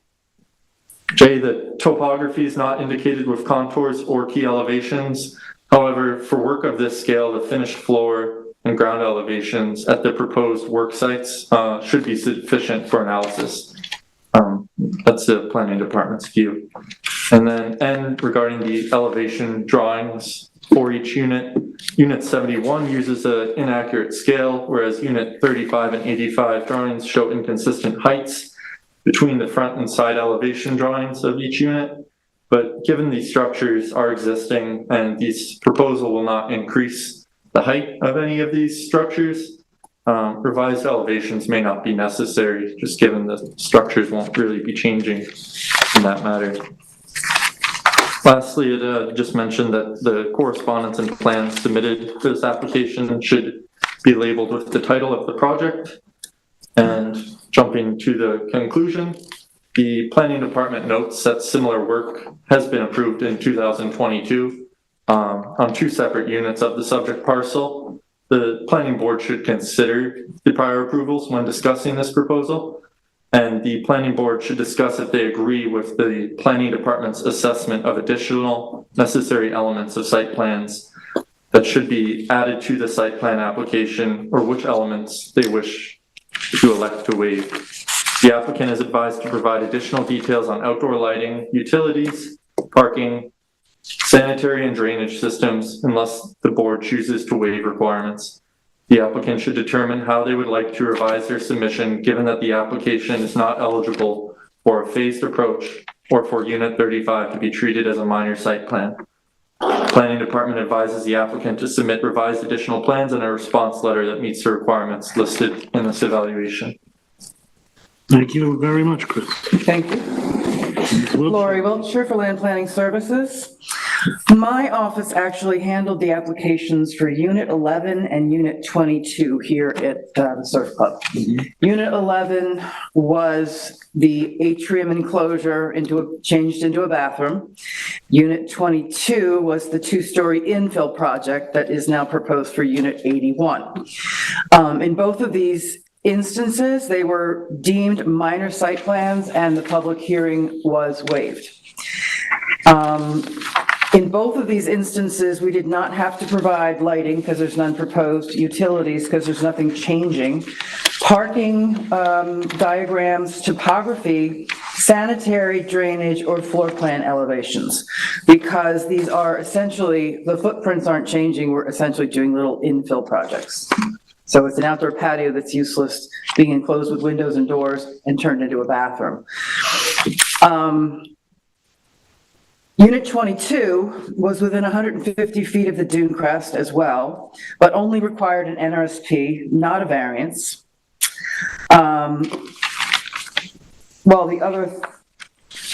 These three should only have to obtain an NRSP as well, not a variance. As with regard to the health department issues, there aren't any. Health department, when it comes to motels and hotels, regulates the number of the septic systems by the number of bedrooms and the size of those bedrooms, and we're not adding bedrooms or increasing bedrooms, so that is not relevant, and we shouldn't really need to go speak to them. The other one that was not mentioned in the previous two, or at least the Unit 11, the atrium project. We did not have to do anything about fire egress, so I will go see the fire marshal myself because I'm not sure why it wasn't required there, but it might be required here. So our preference would be, provided the board is willing to waive all of these details, which aren't necessary for the scope of this project, in my opinion, our position would be that we'd like to submit a separate application for 35 to be processed as a minor site plan. And that's all I really have to add. Very well. Michael? I'm thoroughly confused. Okay, I'll stay here. Because everything in here, you're just saying you don't need. That's well, we did not, I have those approvals right here. We handled it, my office handled it, and none of those things were required. No variances, no. Need some help. Can I pipe in? Yes. Sorry, thank you. No problem. Those were done under, I think, a different kind of review procedure that we're not using anymore. Every time a site plan comes in, you hear us talk about now necessary elements of site plans and going through just everything that the town code requires to discuss with the board whether or not they want to review those elements. And we instituted that procedure in response to some things not having been reviewed that, may have been helpful to review, right? So today, Chris went through it, said, does the board want to waive any of the requirements? Like, for example, parking.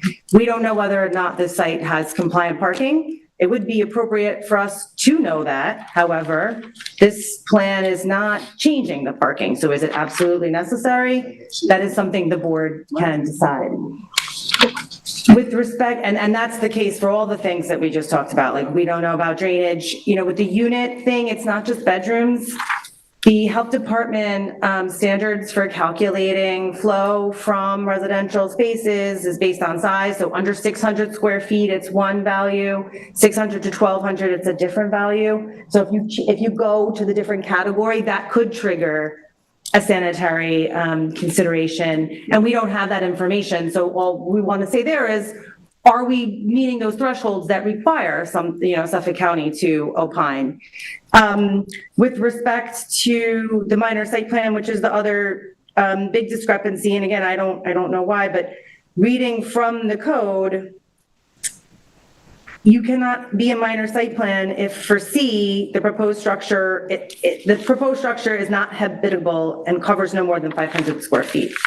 So for a habitable structure, and Nancy, you could tell me if I'm misreading this, this is it's a home, it's a habitable structure. I don't see how the minor site plan applies.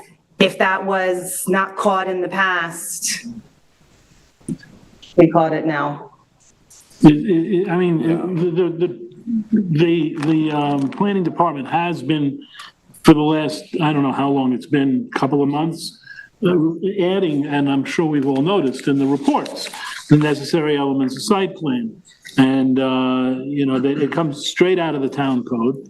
And it's one of those situations where if we haven't been doing it before, well, we should have been. And the planning department has caught up with that, and they're giving us this information. It falls to us as a planning board to determine whether or not we want to waive any of these particular elements of the site plan, but the planning department has identified or flagged these particular 1, 2, 3, 4, 9, am I counting wrong? Elements of the site plan approval, that, the process that need to be either waived or met. Yeah, I was always under the impression that no matter how minor the work that's being proposed, if we're doing a site plan review, we're not just myopically looking at that particular item that's being changed, modified, or created. We're looking at the full property and a full site plan and all the elements of the site plan review. So if one thing is being looked at and there's something else on the site plan that is not related to that one thing, but violates the code, it's our responsibility to raise that issue. I mean, that's the way I understand it. Am I wrong? The reason that we're doing this is to highlight potentially problematic issues, and then how they get addressed is really a whole nother can of worms. But, you know, for a site like this that may have been developed a long time ago prior to zoning, you know, whether or not these parking and stormwater requirements, you know, these modern day standards that we have were applied is a big question, right? So it's pertinent for discussion. Whether or not you can require people to fully implement something that's compliant with modern standards, I think is again, a whole nother issue entirely. But for us to know whether or not a site is compliant and where anything that's being changed may potentially exacerbate those conditions is appropriate. But we can choose to waive any particular And thing. again, we start each, the planning board with good cause shown can choose to waive it. And one of the reasons that Chris referenced the other approvals in his memo is because we wanted to be transparent that similar projects have been done on the site and, you know, were handled in a very kind of streamlined fashion. And we can choose to do that? You can choose to do that again, of course. Although I don't think you can choose to waive the public hearing because that does seem to conflict directly with code requirements unless I'm misreading them, which I don't think I am. And it's a minor site plan. We can't say it's a minor site plan. You can't touch that. You can't do something that's not in the code. Yeah. Can I Go ahead, just Jen. ask a quick question about like the history? So you referenced 2 other units being renovated earlier, and now these 3 units are up, and then it sounds like it's happening kind of in stages. Okay, so let's explain how this is. I've worked on a lot of these. This is almost an annuity for my office. Everyone who sees that the other person's got a new bathroom and the other person's got this office upstairs wants to do the same thing. So So, you've got a backlog of these. no, I don't. No, We've done a So you're lot. staggering We've them. done a lot of them. And the last 2 did get COs. And the ones way in the back weren't allowed to become bathrooms for some reason. I don't recall, it was so long ago.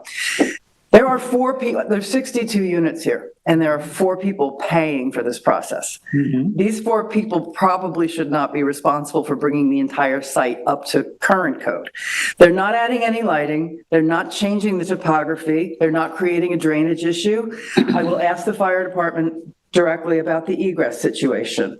We're not doing anything to the utilities, nothing that's going to increase the sanitary flow, and the bedrooms are not increasing to what's the word you used, which was a very good one, the scale. They're not increasing to the next category, which would trigger septic upgrades. In other words, they're very small. The bedrooms are very small. So Let me understand something. And Tina, you can tell me if I've got this wrong. Is the idea here, what Ms. Wilshire is saying, in that if the issue is raised on this application, it applies to all applications within this facility, this building? That's kind of, Are these, because there is some validity, the idea that, you know, just because one person in one unit in a 64 unit, 62, I believe. whatever it is. 92 units. 90, even more, it's 92 unit facility, are they suddenly opening the door for all 92 units? And if anybody else comes along, I mean, how exactly, and it may be unique to this particular not application, but this particular facility. You know, I mean, if it was, are we treating each individual unit as an individual application, or is this going to be opening up the doors to the entire, to all 92? Right. You raise a good point. They could all do this. And then at what point would you trigger something that would require a sanitary upgrade or a parking concern potentially, although I don't see that? And then how would you know if you didn't know what was going on the site with respect to these things? Now, I don't know when this site plan was approved originally. Lori, I don't know if you know. I mean. I have in my file, but. Yeah, I mean, so I think it's worthwhile to be able to come in and say, the site plan was approved in XY date and is, then the board at least has that baseline and we know whatever. We're establishing a baseline. Right, Yeah. and I think that's, yeah. Right? And any change from there, then you can start to at least review in context. And again, so it's gonna be 6 units total if these get approved that have done these changes. And There's No. many more. many more who want to do it or Many who more who have want. already. That's, Yeah, so it's the whole floodgates Okay. thing that's No, it's not a concerning to me. floodgate. A lot have already been done, okay? Not every unit has an atrium. So not every unit can create a bathroom out of their atrium. Right. And there's a few left that haven't done it yet, but still might come in. The point being, and you can see it on the survey, some of, it's hard to read. Would you like me to zoom in somewhere? No, so you'll see that some have already been done. I'm trying to find a good example. I mean, you both make good points, Yeah. right? It's nice to have the whole idea, but at the same time, it's onerous on these 4 It's applicants. already done. It's like, I feel like you both have made good points on that. 88's little patio's not there anymore. You see it? This one's here. That one's already done. That was not my one, the 2 I just brought up to you. There's So others. it's scored, when we look at 85 and there's that scored area, Yes, Proposed and you compare that to 88. yes. That's been done 88 already. used to have Yes, that scored That's area. correct. But you see, 86 doesn't have that, and 89 doesn't 86 have is it. too small for That's it. right. Right, they're not So, gonna- It's not a corner. here's the other element to this. So it may not be all 92 units that are gonna. 62. No, not even close. He's saying 90. I can give you, look, let me make this easy. I'll come in next time and say, here's where the site plan was approved. They required 125 spaces, 125 spaces exist. Nothing that's been done on this property, it's maxed out. You're not gonna expand anything outside of the footprint of what we've got. Yeah.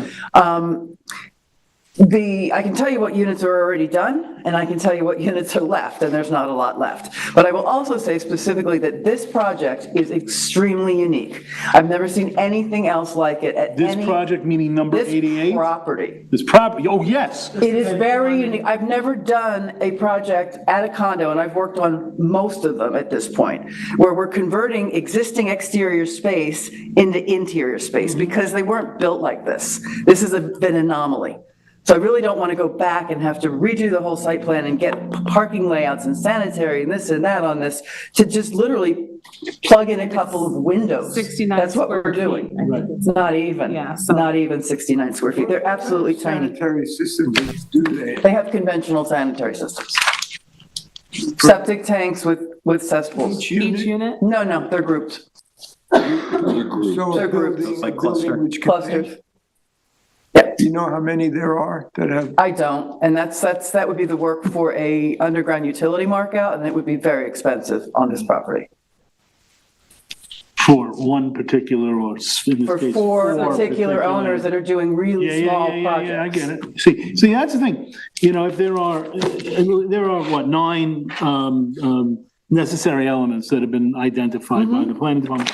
I think in order to move forward, you're gonna have to give us some kind of a gradation of what can be done and what would be onerous to do.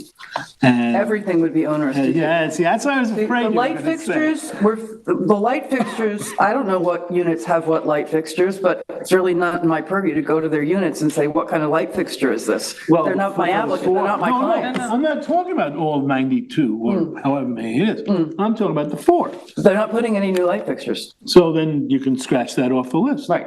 They're not having any doors.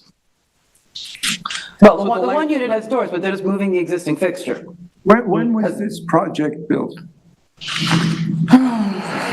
I used to know the answer to that, but I don't think I do anymore. The original, 1979, 80. most of them were built in the 80s. Most of the condos out here were built in the 80s.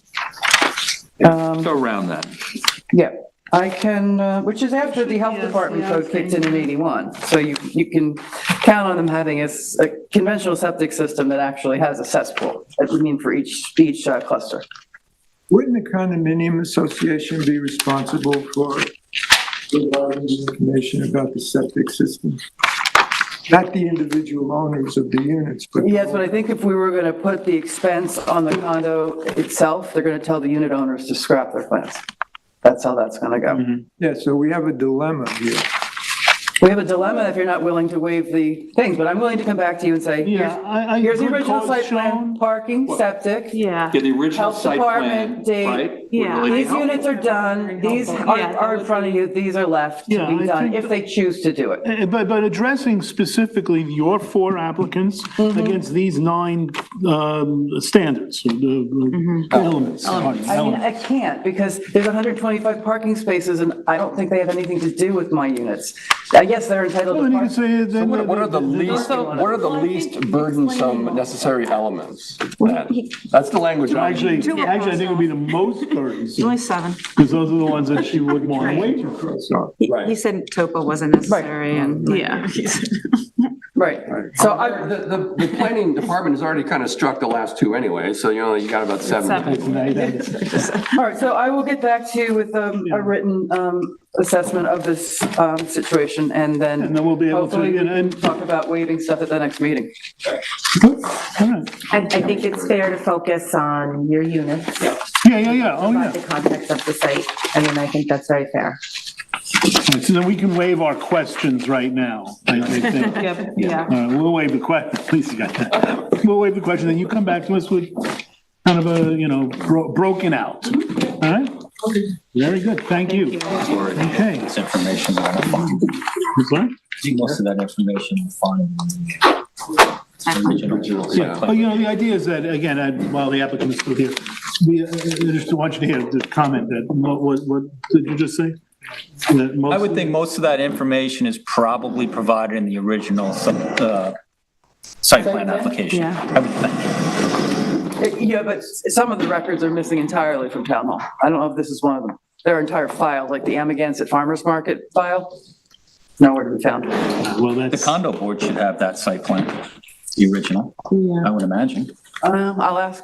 I know who to ask, so. Okay. Yeah. All right, Very thank good. you. Thank you. Okay, finally, Land's End Marina, the applicant is here, and welcome. Okay, and we will go to, Tina, you're gonna be covering that, and Sharon? Okay. Very good. Good evening, Planning Board, Tina Vavelas-Lagaran for the Planning Department. I'm covering this for Brian Frank, who completed the evaluation.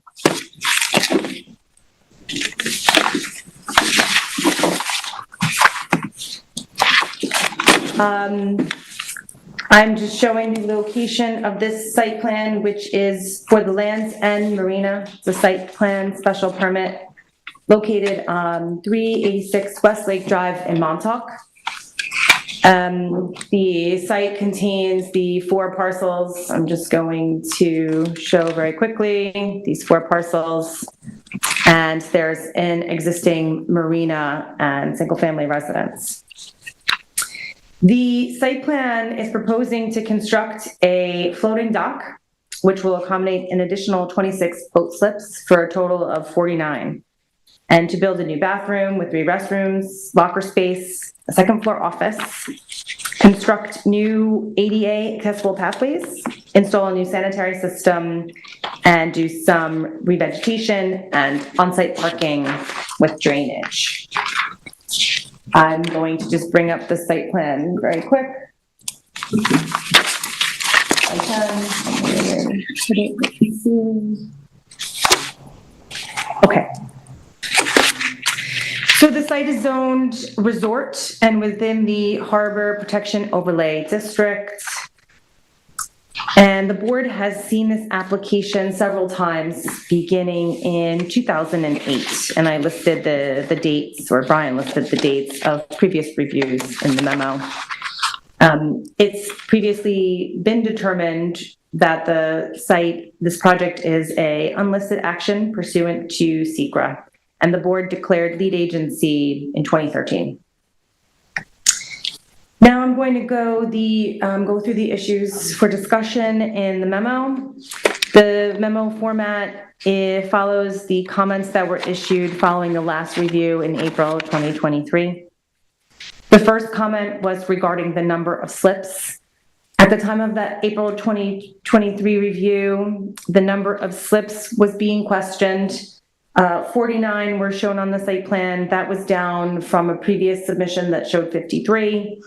We had asked the applicant to describe how they achieved the 4 slip reduction. There hasn't been a big response to this, but just zooming in on the slips, it is quite clear on the site plan what is shown as existing, which is this existing floating dock where there are 23 slips, and then there are 26 floating docks proposed as the extension. So, irrespective of the confusion on this in the past, the submission has been very consistent for the last several that this is what's proposed, and we don't think that there's a need to really further investigate this issue. They're showing what their proposal is, and we can respond to that.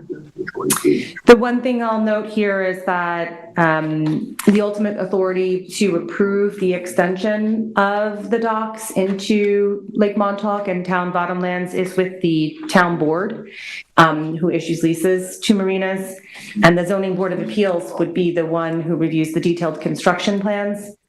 So a lot of our comments here today really focus on, how the upland improvements support the marina use and the appropriateness of that. The next comment that we had made in April was regarding the dock construction, just making sure that that was a part of the application for the board's review. We asked for the number of pilings and some detailed information on the materials. The applicant has updated the plans with the requested information, which is showing the location of the pilings, the methods, as well as the materials. The proposal does seem to be in line with town code. As I mentioned just now, the zoning board would look at this detail, but we don't see any problems currently. The next comment was regarding dredging. That was a focus of the review, really confirming that there'd be no impact to the bottom sediments, which are important habitat, and that the harbor master should be consulted regarding the potential impacts to navigation in Lake Montauk. In response to dredging, there was not a big amount of detail provided in this latest submission, but we do know that the dock extension would have room for boats up to 55 feet based on the distance between the dock and the extent of the lease area, and that's below the maximum allowed in the recreational marina. Therefore, the boats with much larger drafts would not be accommodated, which is appropriate. And the applicant has provided a letter from the senior harbor master dated in 2022, confirming that the harbor master does not have concerns regarding navigation.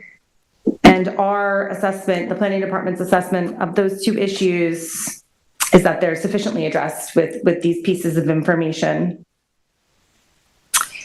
The next item that the board requested additional information on was pertaining to the status of the current lease for the marina and the future lease negotiation to allow the extension of the dock into town bottomlands. For this, the applicant did supply a letter from the town attorney's office confirming that the town attorney agreed that they could proceed with their application to regulatory authorities.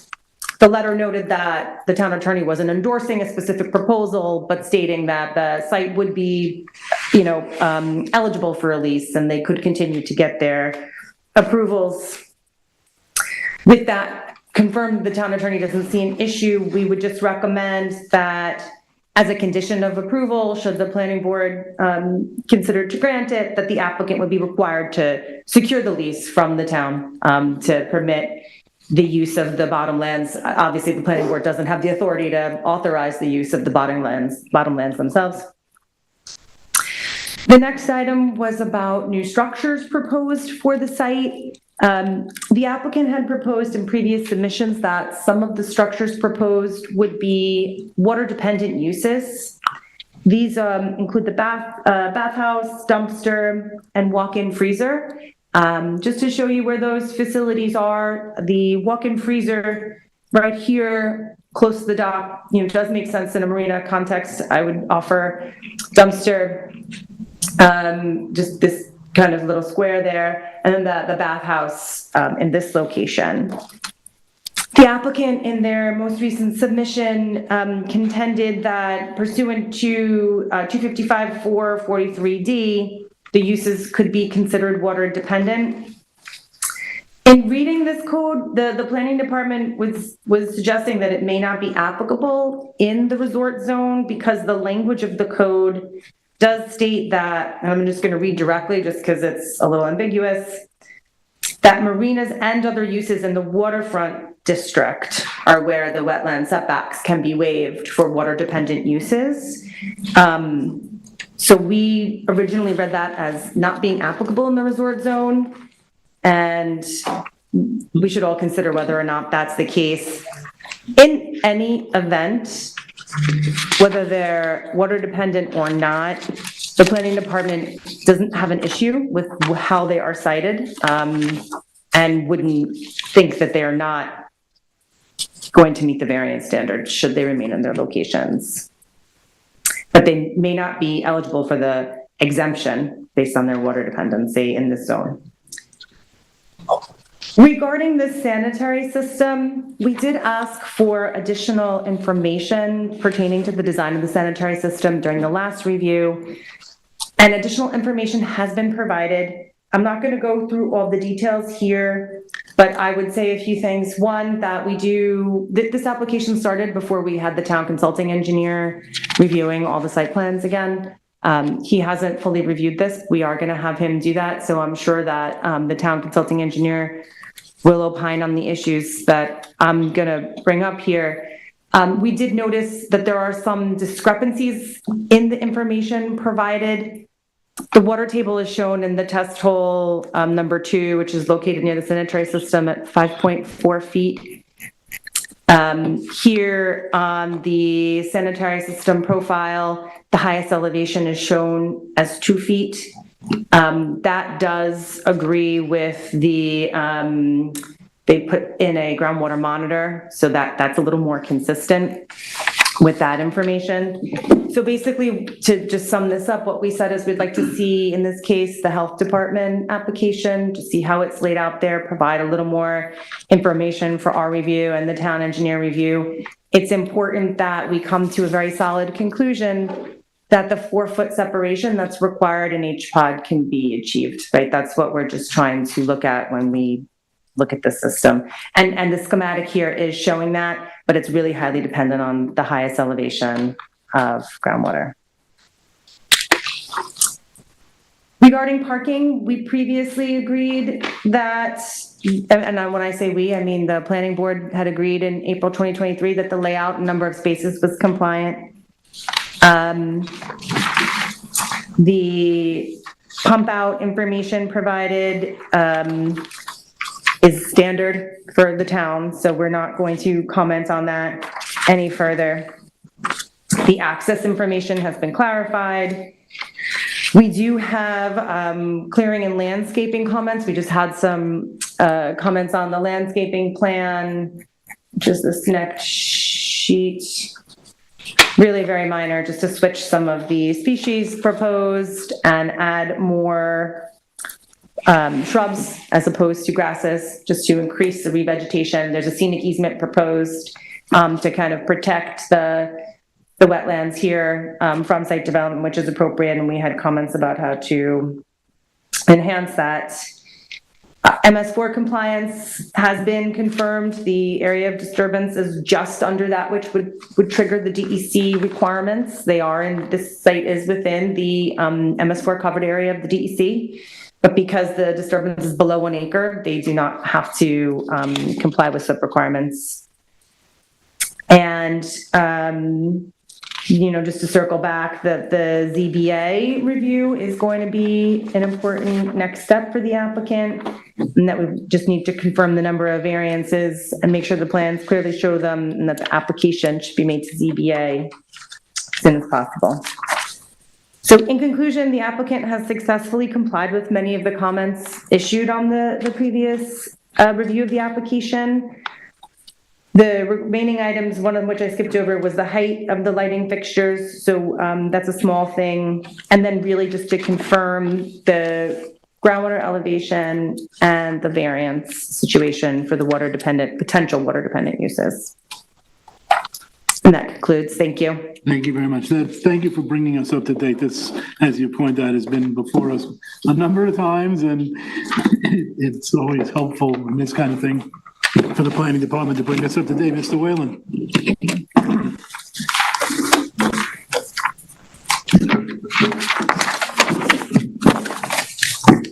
Good evening, Mr. Chairman, members of the board. Richard Whalen from Whalen Filer representing the applicants, Chris Miller and his sister Tanya, who are here tonight.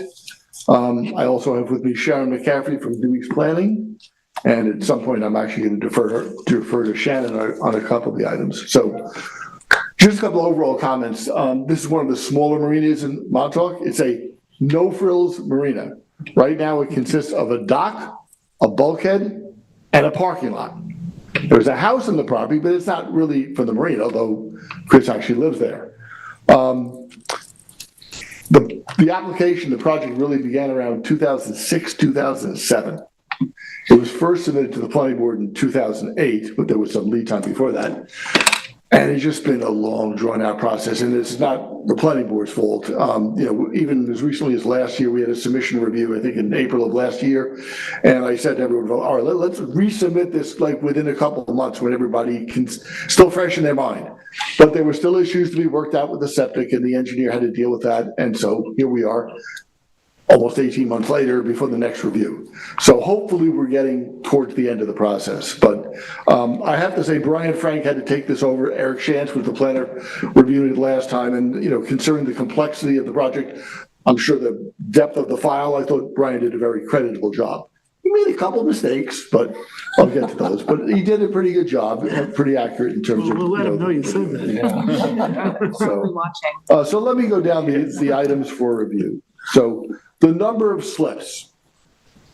Our position, and this is what we stated in our recent submission, and this harks back to when Eric Shantz was the planner reviewing this, is that there are 24 existing slips. Now, I know if you look at the plan, it says 23 existing and 26 proposed. It looks like whoever drew that didn't account for English's point.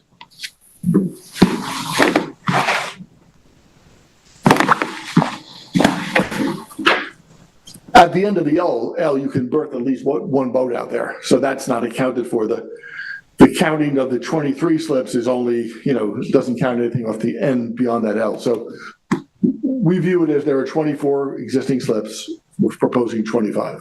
And the total number 49 has been stable now for a number of years. Eric Shantz was involved, I think mainly with Jeff Freireich in my office, and also I suppose probably with Susan Brierly in resolving the number. So I thought 24 was a resolved number, although admittedly we're showing 23 existing on there. But anyway, the total proposed is 49, and we believe we have 24. Dock construction, the pilings and dock materials used none of them will be chemically treated. I had an email communication with Matt Sherman, who's the project engineer. What he proposes to do is, and we'll do this, is put a notation on the plans to state that, because right now we don't have a notation that states that no chemically treated will be used, but we do not intend to use chemically treated wood, and we actually, in the materials that were submitted, actually states what kinds of natural lumber or timber will be used.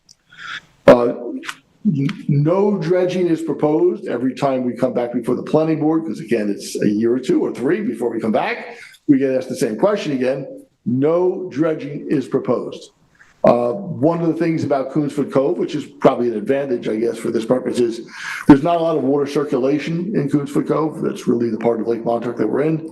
And, you know, there's not a lot of silting because there's not a lot of water movement down there. So the marinas in there generally do not get dredged.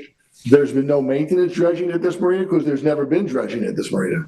So no dredging is proposed. We are going to be able to accommodate somewhat larger boats because by extending the dock seaward, we'll obviously be in somewhat deeper water, but we're not proposing dredging. The lease status, no current lease. There has been a lease in the past. A portion of the existing dock extends into town bottomland. That lease expired some years ago. It's never been renewed. The last I looked into this, which was a few years ago, we were not alone. There are several other marinas in the Lake Montauk Harbor area that also extend under town bottomland, that also have expired leases or no leases.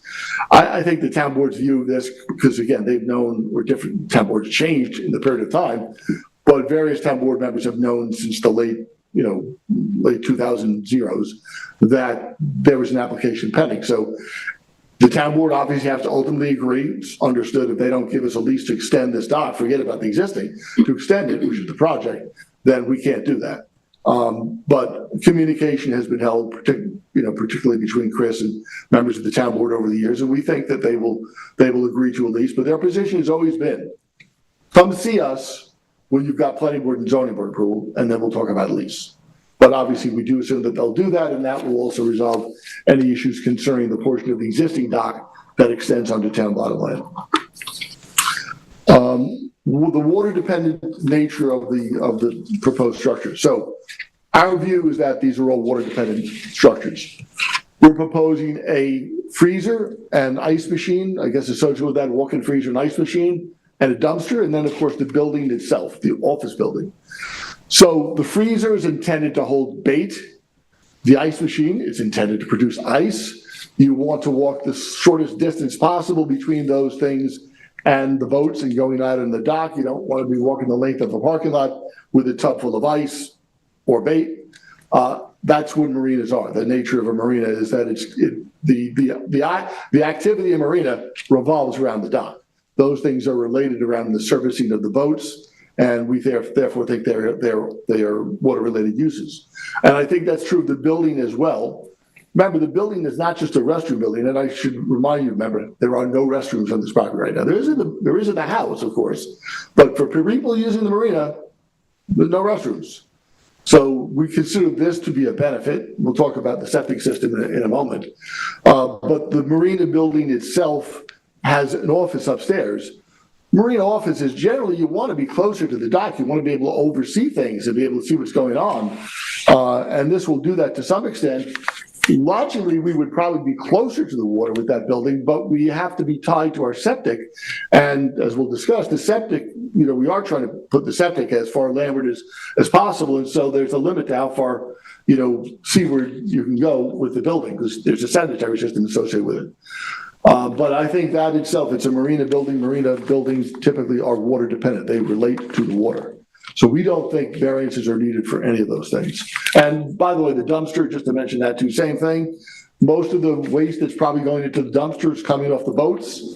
People shouldn't have to walk the whole length of the parking lot to do that. It is related to the marina use. Everything revolves around the docks. That's what this use is all about. And one other thing about that, because the planning board, this is a mistake Brian made in the memo. So he said, well, we're not sure the water-dependent usage language applies here, because you're not in the waterfront zone, you're in the resort zone. So let me read the code sentence myself. This is 255-4-43, subsection D, and it says the wetland setbacks contained in 255-430, that's the normal 100-foot wetland setback, shall not apply to any structure on a lot in the waterfront use district, or to any structure which is part of a lawfully existing marina or recreational marina in any district. We're a lawfully existing recreational marina in a district. it's not the waterfront district, it's the resort district. It clearly applies, and that language was intended to apply to marinas. So it does apply. We think that the uses, the buildings and structures that we're referring to are water dependent. I'm going to let Shannon speak to the sanitary system issue. Bottom line is, as I understand it, and other people have been more involved in this than I have, but one of the delays in resubmitting to you was the redoing of the sanitary system to meet the vertical separation requirements. The code, because we're in the harbor protection overlay district, requires a 4-foot vertical separation at the bottom of the leaching pools. We're at 5 feet. And Matt Sherman, who's the engineer, is confident in terms of the groundwater level and so forth. Again, I'm not as familiar with the details of what Brian was focusing on in terms of groundwater level, but I've been assured that Matt Sherman is aware of all this and the health department's aware of it. And we are in fact 5 feet above the water table where 4 feet is required. And again, I'll let Shannon provide some more detail on that. And that covers most things. Pump out method, planning department indicated they don't have an issue with that. The scenic and conservation easement, this is a little baffling to me. We're only showing it really over that hashed red area is the proposed scenic easement, and yet we have wetlands to the east of that, and we're not proposing the scenic easement over that. I don't know why that was scaled back, to be honest with you. And I talked to other people involved in the team, and nobody understands why that's done. I would think that we should extend the scenic easement, and you tell me if you disagree, but I don't think you will. We should probably extend it out to the shoreline. I do want to make sure we have enough room in terms of the setback to the scenic easement so that we can do maintenance on the bulkhead in the future, but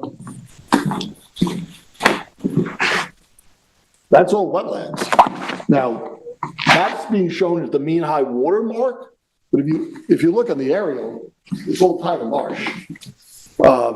So I would imagine, you'll want us to, there you go, you can see, so that's all tidal marsh here.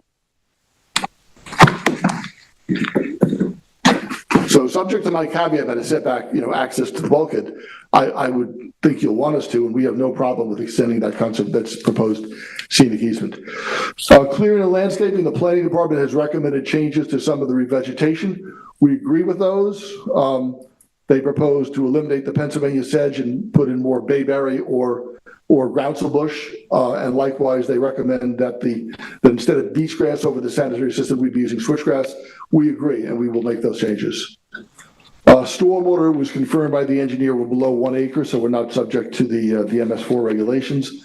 Lighting, my understanding, I didn't check this personally, but my understanding is that Brian may have overlooked something in the lighting plan. Apparently, we do provide fixture mounting heights. Maybe Shannon can talk to that, but supposedly I'm told they are on the plans. So, and last but not least, so the number of variances we think we need. I don't see any way to construe the septic as other than a new septic system. I think the septic system, there is a septic obviously associated right now with the house, none for the marina, but it's such a change and such an expansion that I think we have to regard that as a new septic. We're in the harbor protection overlay district where the required separation setback horizontal is 200 feet.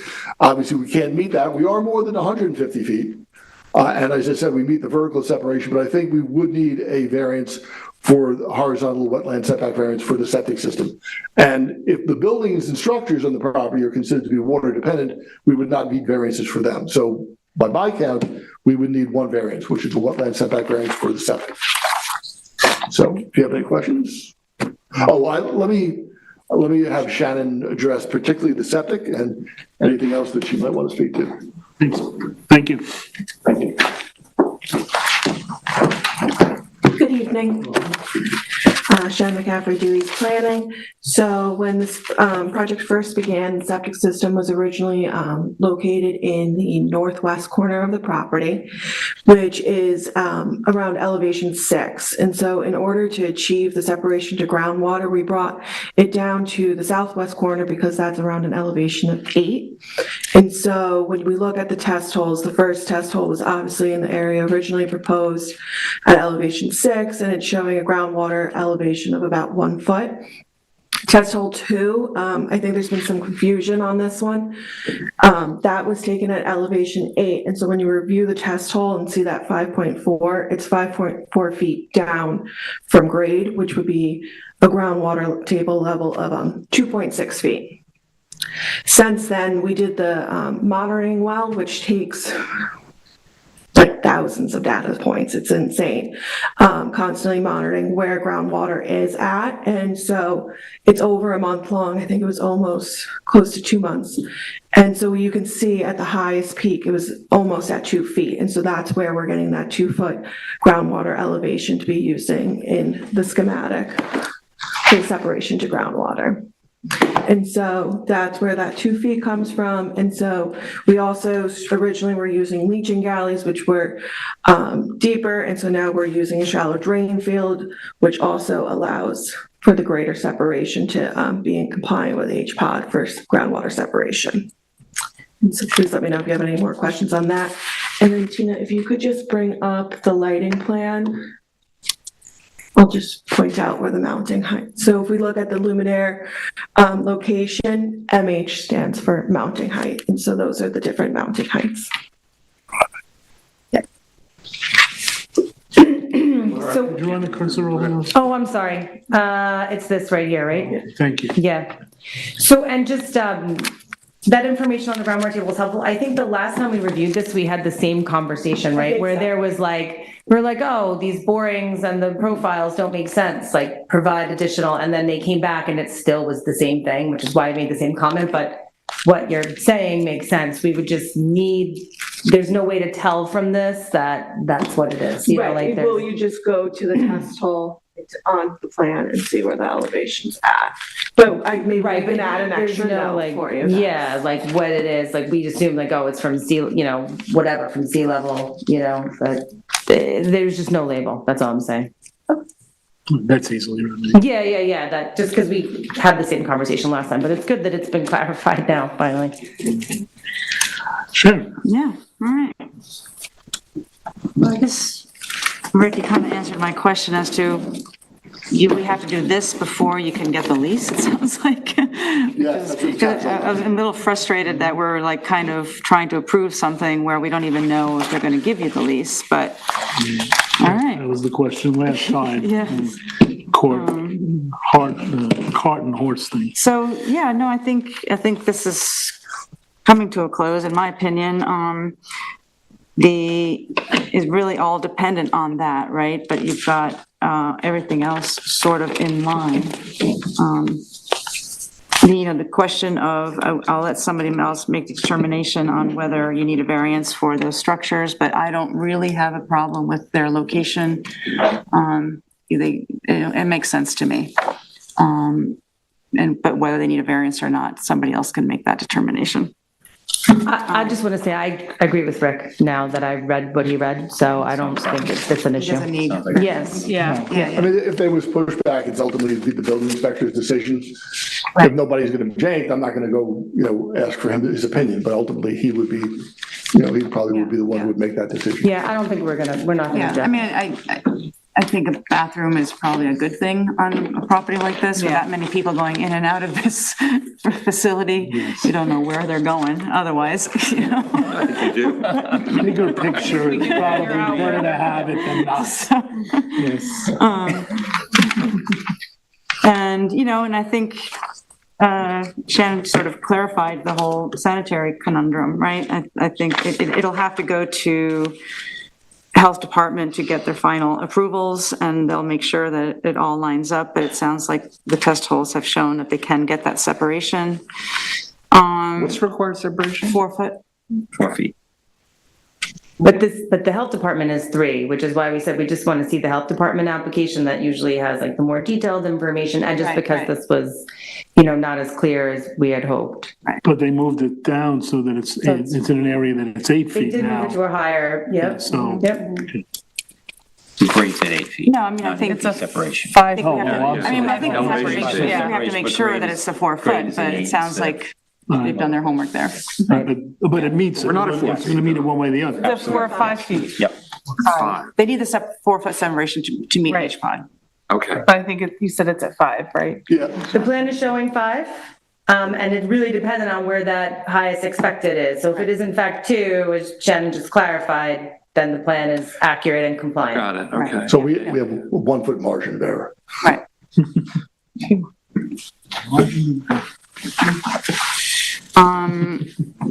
What else was there? Phrase in the news. Yes. And I agree with Rick about the easement. I think we should definitely include those marshy lands and make it a little bit larger. You were worried about access to something, but. Very minimal. It's just in that corner. Right, okay. We should be able to cover essentially the whole wetland should be covered. You know, again, the parking's all dependent on the larger marina. And yeah, I don't know. I think it's getting there. Okay, anybody have any other additions, comments? Curious, Go ahead. why can't marinas have their own pump out facilities? I mean, it seems to me that the enforcement of that particular activity is not that great. If we use the town facilities and. Yeah, it's actually not something I'm that familiar with. Chris probably knows more about that than I do. I don't know how much of an issue it is of maintaining and keeping your own on-site facility. I guess boaters are used to using, the town will come around, right? They'll come around with a pump out vessel. So it makes it fairly easy for the boater. But I admit I'm not, too up in the procedures on that. I know people who've been in that business, so they just go to marina and pump That's out. right. Yeah. Yeah. Mhm. I have just a dredging, no, I'm not gonna ask you if you're gonna dredge again, I swear.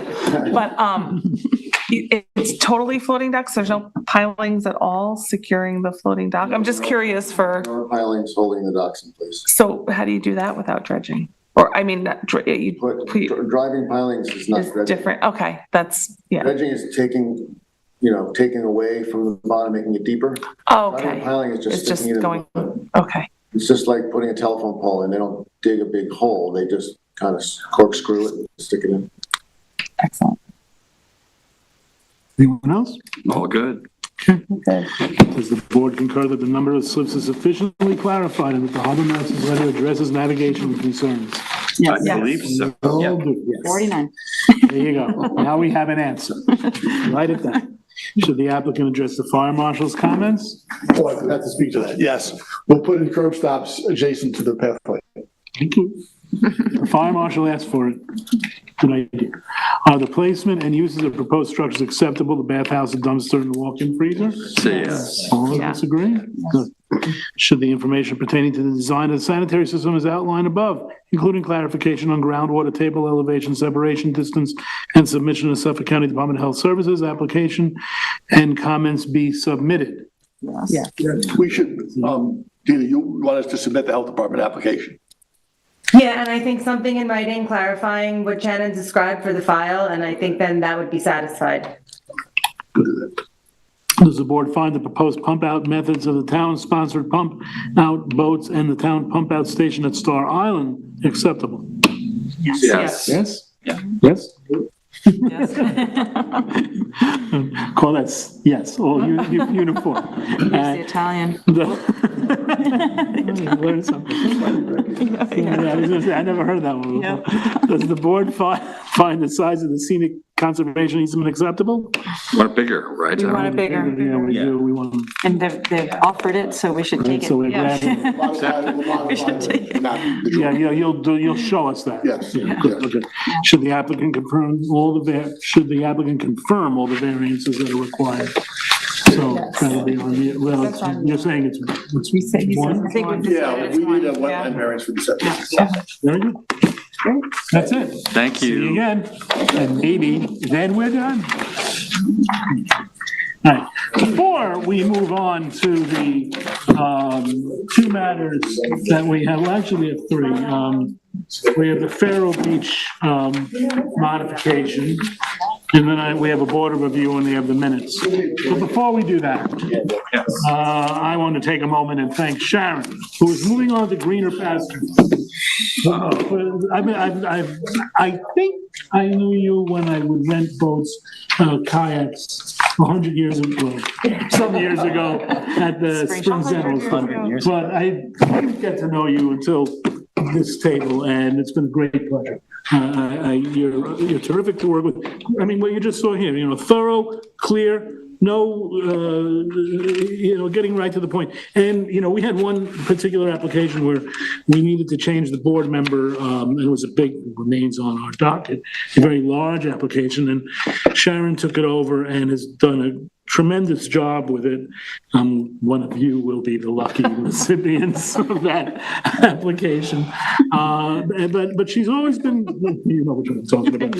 But, Sharon, from when you're the chairman of this board, you realize that your vice chairman is a very important person, because a lot of times something falls through the cracks or a member can't be there and somebody has to cover that application that night.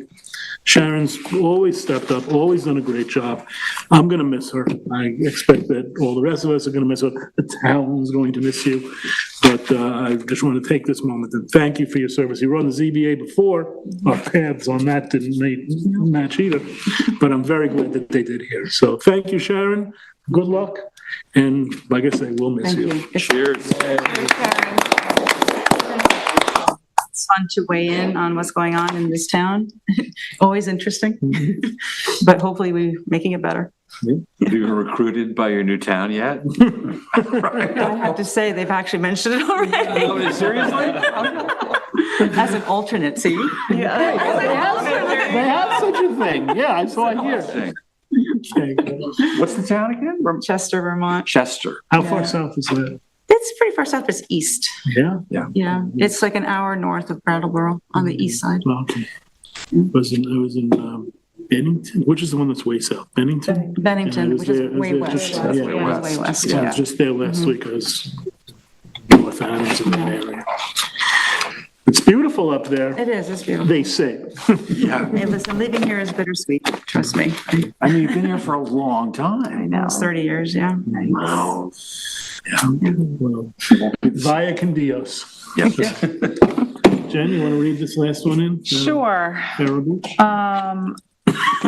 In the matter of the application of Farrow Beach Incorporated Site Plan, Suffolk County Tax Map number 300-32-3-14, I have read the resolution amending the approval, and I move for its adoption. Is there a second?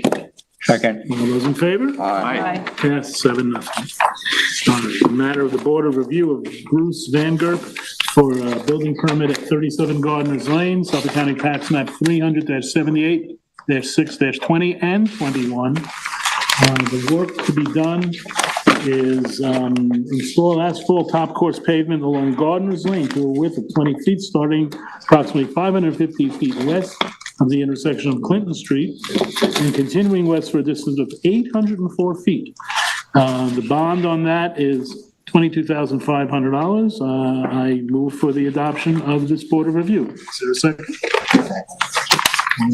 All those in favor? Aye. Any opposed? Yes, that was wondering. That's waiting. Do it again. All right, and as for the minutes of October 9th, I reviewed the minutes and they appear to be accurate, and I move for their adoption. There's a second. All those in favor? Aye. Okay. You want to do the last one? Can I just, before you guys do, I'm sorry, the last application we saw, there's relatively minor issues. Do you guys want to see them again, or can the planning department review what they promised to provide, which is compliant with the board comments, and then just refer them to ZBA?